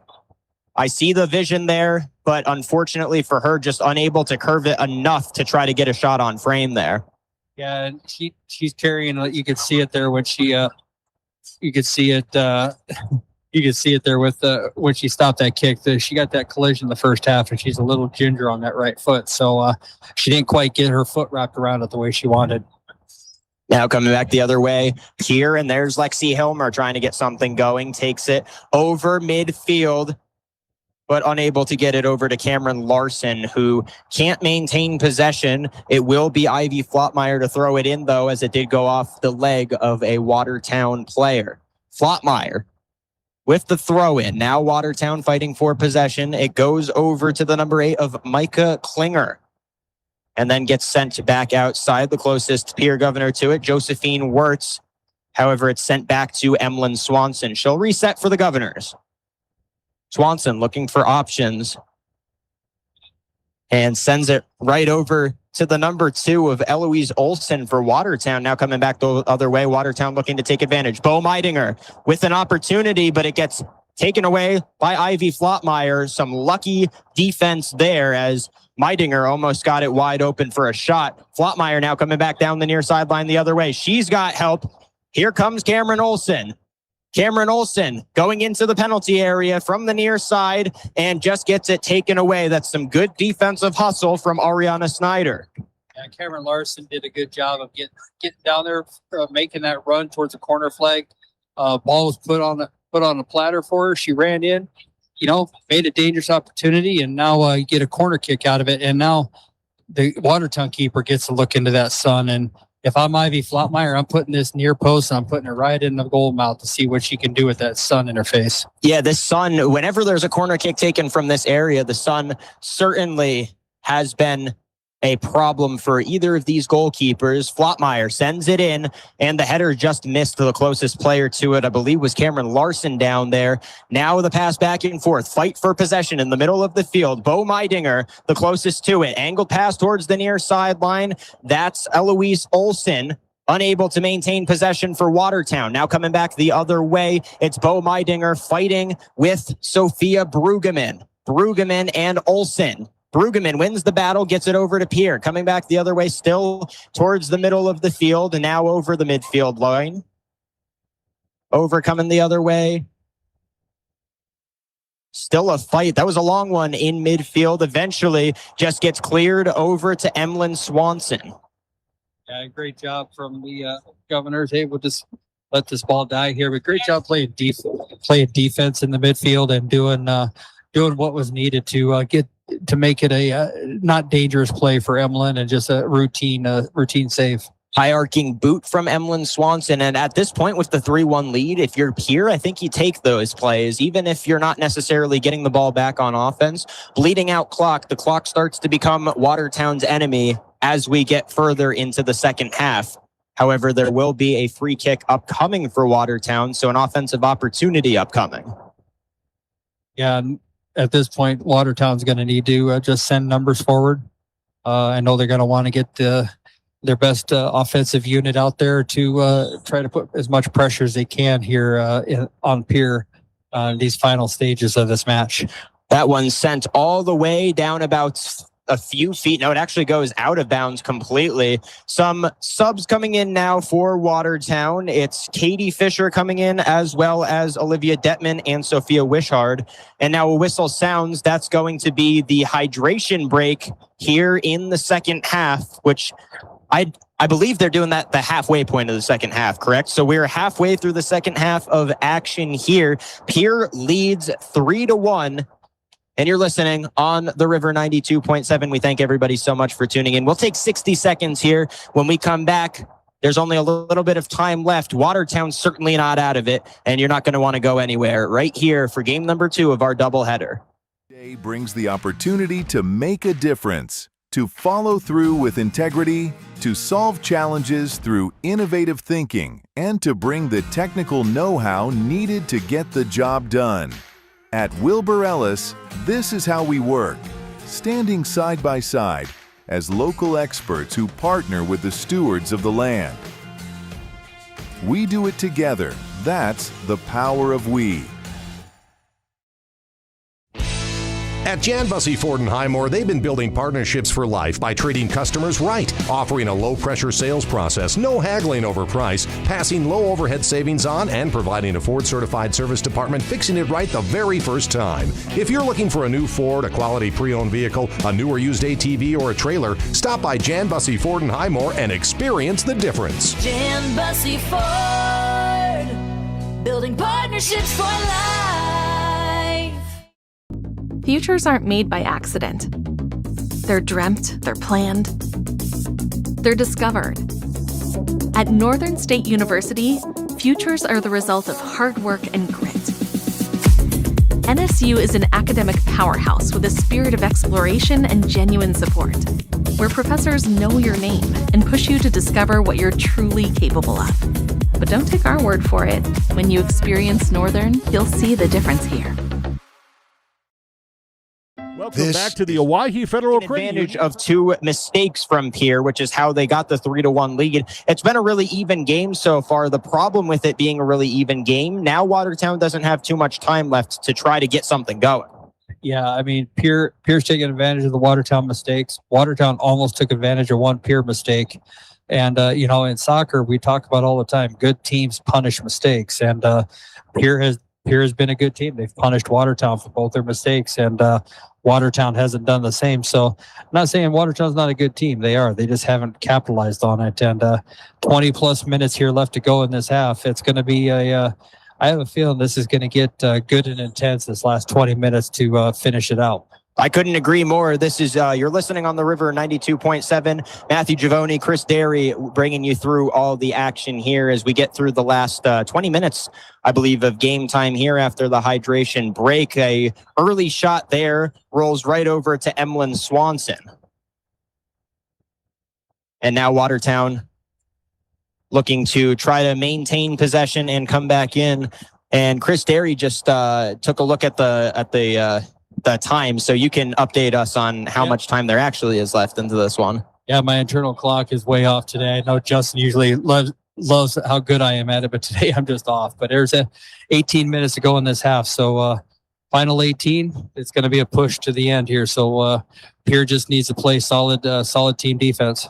And we'll be able to tell as this continues to go on how much time is left, because you're going to start to see Watertown pushing a little bit more and playing a little bit more aggressively, because they do, as of this point, Watertown's still absolutely in this, and they want to play like there's still a game to win here. I know it's only one of the early games of the regular season, but you have to imagine both of these teams wanted to come out and treat this like a playoff game.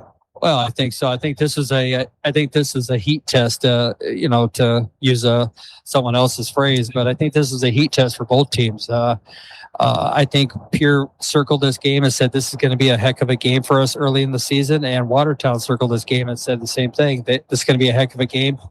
Plus, Watertown had a little bit of revenge on the mind coming from last year and the playoffs and everything else. So I know this is a big game for Watertown. They want to win this game or do well in this game. And you talk about that revenge. It's really been Pierre in this rivalry the past few times that they've played. And this Watertown team can absolutely compete.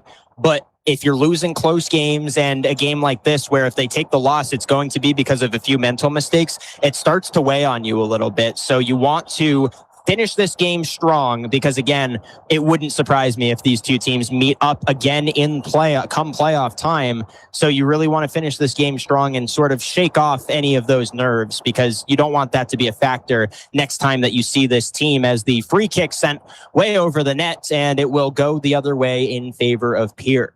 Yeah, Katie Fisher there just, and she knew it as soon as she hit it. She just had the wrong technique in striking that ball, and I guarantee you she's going to think about that one a few times and go, I want that back so badly.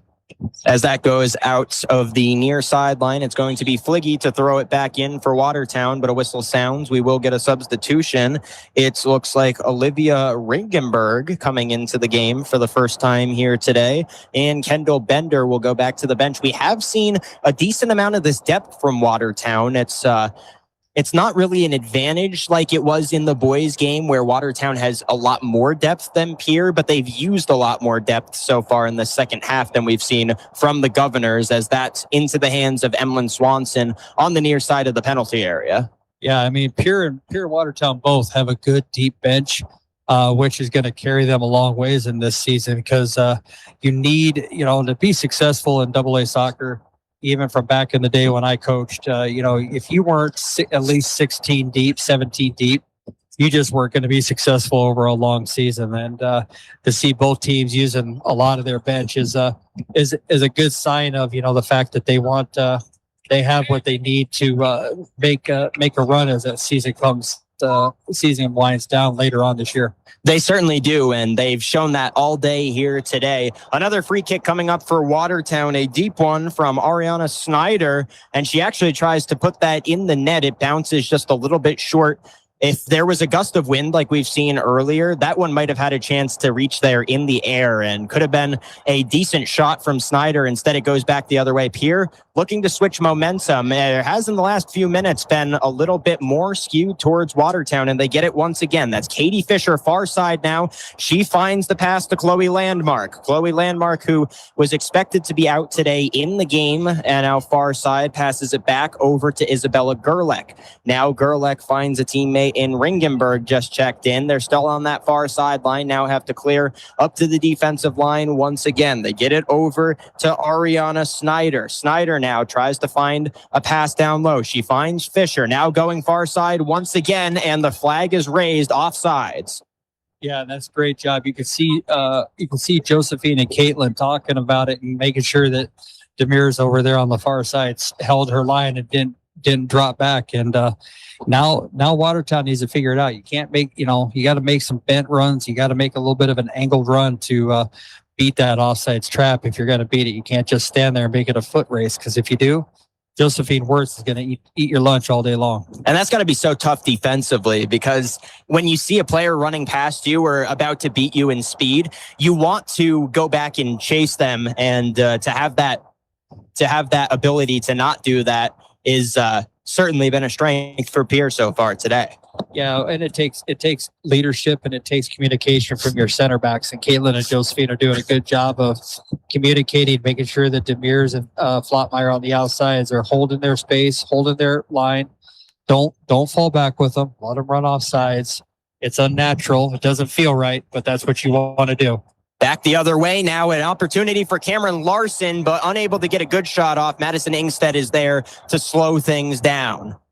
Yeah, good job, Cameron. Made a good run into the space, made an angled run, fed the ball right into it there, and she got a shot off. That one last touched. The players didn't even know. The official, though, able to point things out. It will be Ivy Flottmeyer to throw things back in for the Pierre Governors. Now an opportunity to take advantage of some momentum themselves. Some more substitutions go in. I saw Sophia Gallardo head back in for Watertown. There are a couple others for Pierre that transitioned back in there as well. And now another throw in, this time by the near side corner here. It's going to be Flottmeyer to throw this back in. Yeah, and I think both teams right now, you're seeing the substitutions to, hey, Watertown's getting all their firepower back in, or as much as they got. Sophia Gallardo up front to, help Katie Fisher out. Katie's in there. You got Sophia Wishart. You got a lot of firepower for Watertown. Now coming back the other way. On the ground was Katie Fisher. She got her pass off. Now an opportunity for Sophia Wishart. The cross inside. No, it's just a shot and into the hands of Emlyn Swanson. Another good opportunity for Watertown.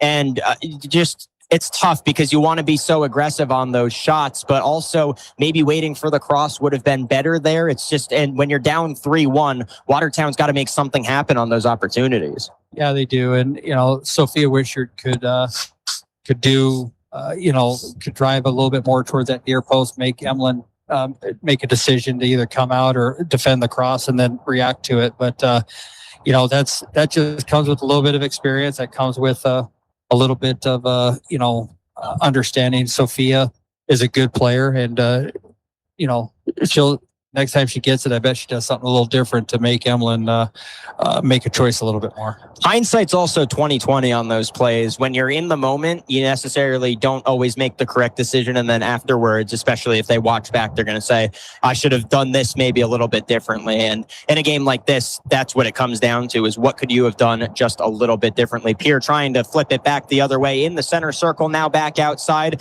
It is Berkeley Fliggy. But the possession goes the other way, down to the far side. It's fought for and taken back in. Going the other way, Lauren Tesh. Now down the far sideline, that pass into the corner, and a flag raised for offsides.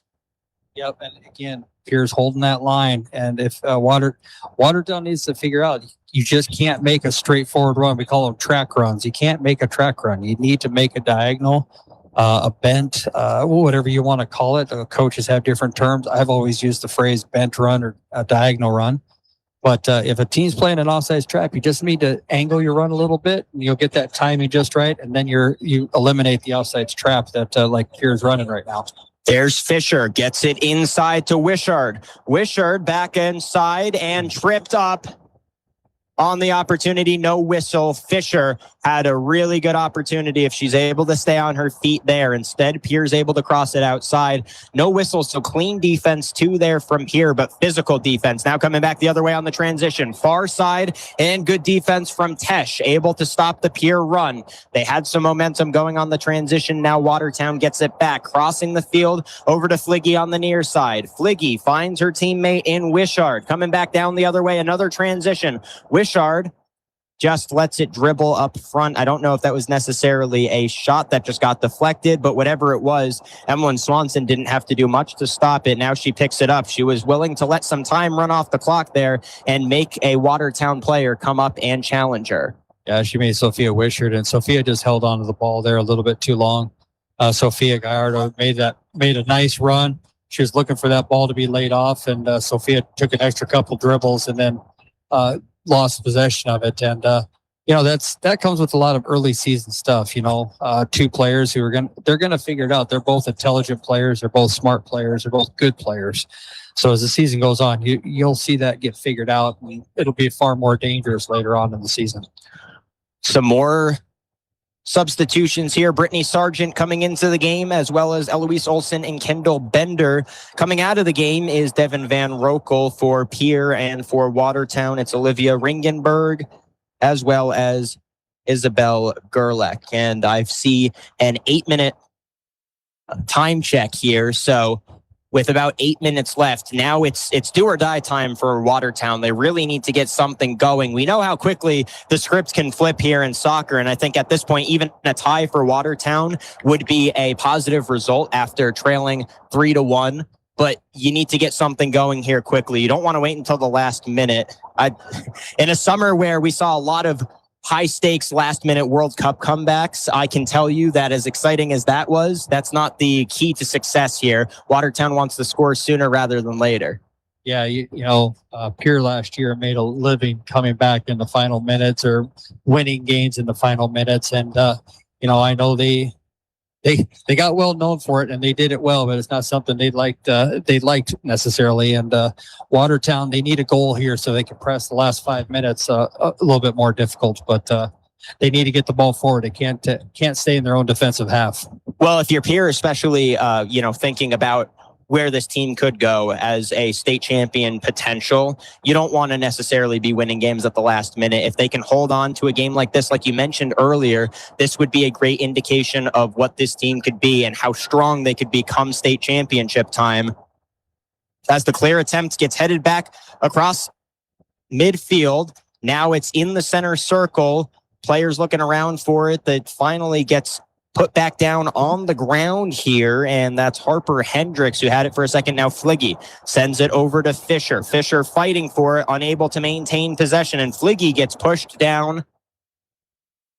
Yeah, and that was just, two players come together and one from behind.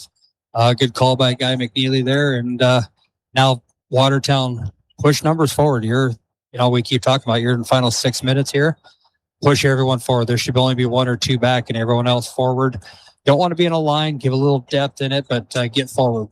Especially when you look at who's back. Lauren Tesh and Ariana Snyder have been really solid defensively today for Watertown. It's a little bit similar to hockey, where you don't necessarily take your goalie out of goal like you do in hockey, but at some point you just have to push everybody forward and hope for something to happen, especially in a game like this where the stakes aren't too high, so you don't necessarily at this point care if you try your best and Pierre's able to just come back on transition and score again. You know that how close you are to this team. Now you just have to focus on winning. Certainly what they're trying to do here on the far sideline. It's sent back low. Another whistle. Yeah, and Sophia Bruggeman just getting a little bit too physical there with Katie Fisher.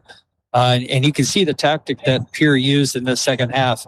Sophia Bruggeman is not playing a position. She's just man-marking Katie Fisher wherever Katie is on the field and making life difficult for Katie. And you can see if you watch them out there, Katie's getting a little frustrated with it. And good tactic from the coaching staff. Yeah, it's smart. And I mean, going all the way back to our coverage of the boys game, because we saw something similar there against Caden Aharts, where of course it was Watertown in that situation with the sort of double teaming and taking a player out of the game. But at this point in the season, you know who the strongest players are on offense, and at the beginning of the season, you're going to go to your strongest players. So if you could take them out of the game, that's certainly what Pierre would like to do. The throw in on the far sideline from Watertown, now in the middle of the field. An opportunity for Gerlach, but she's unable to maintain possession. Now Helmer coming back the other way, just clears it out, hoping for something on offense. A foot race to Brittany Sargent's the closest Pierre governor to it. It goes out of bounds off the foot of a Watertown arrow. So now, and the whistle sounds, I believe that was a 5-minute warning. That's at least what I heard to my left. Yeah, no, they're calling it in high school soccer. The ref can blow the whistle in a close game to stop plays to hopefully eliminate teams from wasting time by just constantly kicking it out. So that's what he's doing right now. It's just, if we're going to kick it out, we'll stop time and make sure we get the full 80 minutes. Chris Derry would be lost without you here, learning not only learning soccer a little bit here, but learning South Dakota high school soccer here. And I'm sure, as a lot of people realize, it seems like every state, every level of soccer has just little differences in their rules that you sort of have to figure out as we continue to move through the end of this one. And it's smart from the officials, because you don't want the teams to just burn clock by kicking it out every single time. You want them to earn the win. And I think Pierre wants to earn the win as well. They don't want to just be that team that, hey, let's kick it out and move on to the next one. Certainly something they're trying to do here, as that one's kicked out of bounds on the near sideline. It will be thrown in by the Pierre Governors once again. And guys going to have a little chat here with Katie. Hey, you've played a great game. No, let's not get a card here at the end for, a bad foul or anything. And that's good refereeing. Just let's calm her down, have a quick chat, and no reason for it. And as you mentioned, a little bit of frustration maybe, because Pierre has made a concerted effort to take her out of the second half. And I know the mentality of high school players. They want to do as much as possible. For Katie Fisher, the mentality can't be that you didn't do as much as possible. They just took you out of the game. And unfortunately, sometimes that is the strategy. As still some fights here at the sideline for possession. It will be thrown in once again by Ivy Flottmeyer. Near the near sideline. Possession taken over by Watertown. Now a fight for it.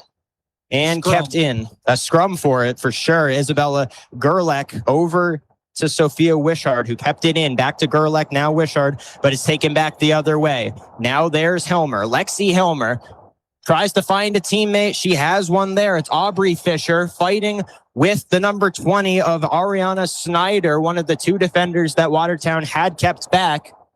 And I bet they're glad they did, because Snyder has been really good at building up her speed and being able to make plays like that on defense all day today. On the near sideline now, it will be Flottmeyer to throw it in once again.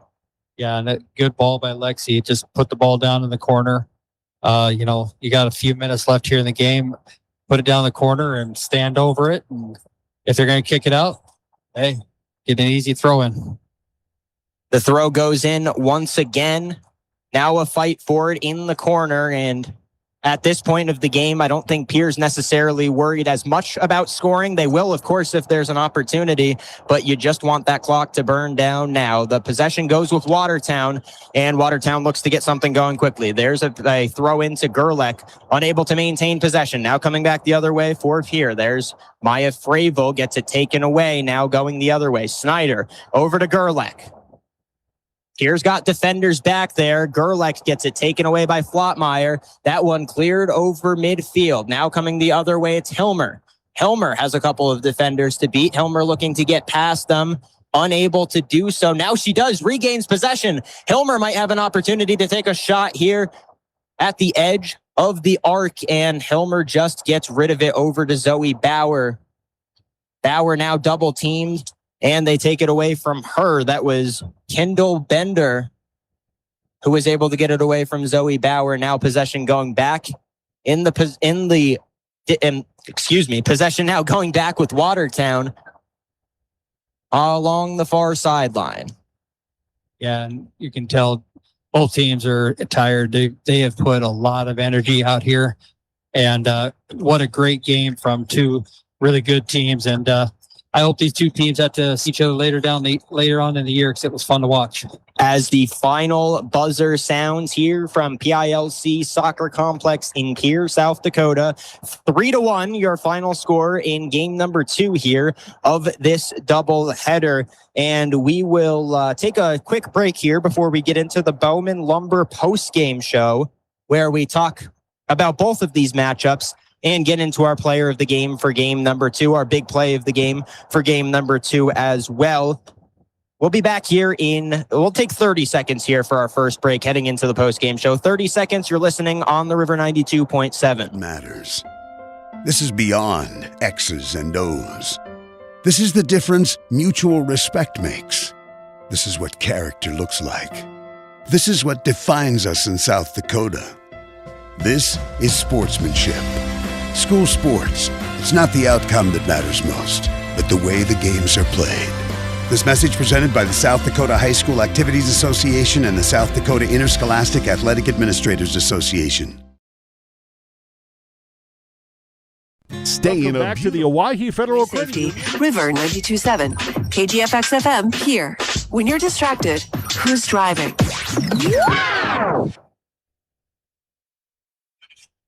And we welcome you back into our Bowman Lumber post-game show here after our soccer doubleheader between Pierre and Watertown. And what a doubleheader it was. Matthew Giavoni joined here by Chris Derry. It's been a fun one out here today.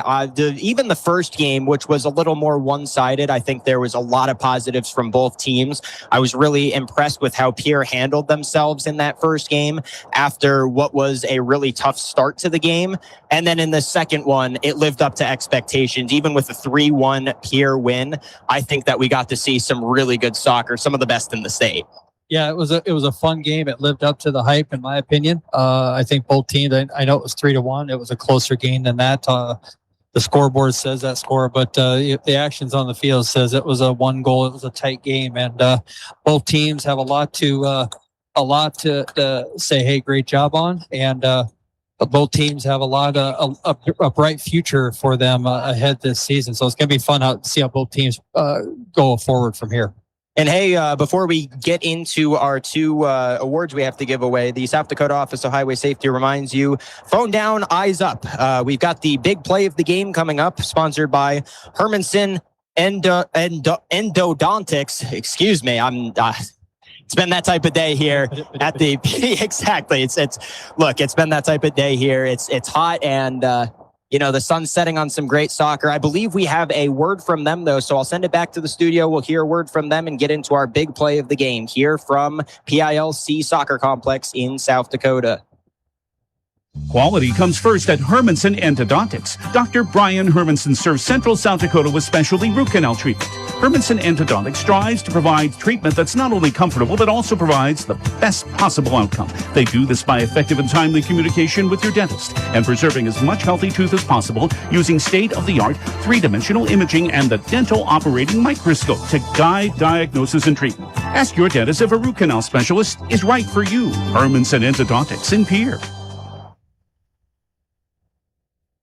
And we welcome you back into our Bowman Lumber post-game show. Matthew Giavoni, Chris Derry. There's a couple of different Pierre goals that we could give this to. Chris, I want your opinion on this. I think I'm thinking between the first and the second Lexi Helmer goal, I almost think because it was the only one that was without really a mental mistake, I'd skew the first goal from Lexi Helmer today. Either one of them. The first one was a great goal. It was well earned. She did a lot of things to get open. Her teammates helped her out a lot. So I don't think you could go wrong with either one of them. I think both of them were great goals. And it's got to be one of those two. We've also got our player of the game brought to you by Cowboy Country Stores, and we'll get into that in just a second. But first, here's a message from Cowboy Country Stores. Anytime is a good time for Cowboy Country Stores in Pierre and Fort Pierre. Fill up your tank and your stomach. Start the morning with a delicious breakfast sandwich made with fresh eggs, ham, bacon, or sausage for just $3. Fresh baked pastries, coffees, regular and breakfast pizzas, Champs chicken, and more. Feed the family while on the go, then treat yourself to soft serve ice cream in cones and dishes. Convenience with a capital C. Cowboy Country Stores, Euclid Avenue and Harrison Avenue in Pierre and in Fort Pierre. And we welcome you back into our Bowman Lumber post-game show here at the PILC Soccer Complex in Pierre, South Dakota. Game number 1, Watertown wins 2-0 in the boys game. Game number 2, Pierre girls get the 3-1 win. And there were a lot of really good performances for player of the game. It was between two in my mind. Emlyn Swanson had a really great game in goal. I think held down, especially in the second half with some Watertown opportunities, really helped keep them out of it. However, I think we have to go with our goal scoring leader in this game, Lexi Hilmer, who was able to get the lead for Pierre, and they were able to hold on throughout the rest of the game. Really good game for both of them. Really good game all around on this Pierre lineup. And I know you personally know some of these Watertown players. It's a loss that I think on the bus ride home they're going to be disappointed with. But some of them, Madison Ingstead, an excellent game. Sophia Gallardo played really well. Katie Fisher, even though they made a really good effort to take her out of the second half of this game, played really well the entire game.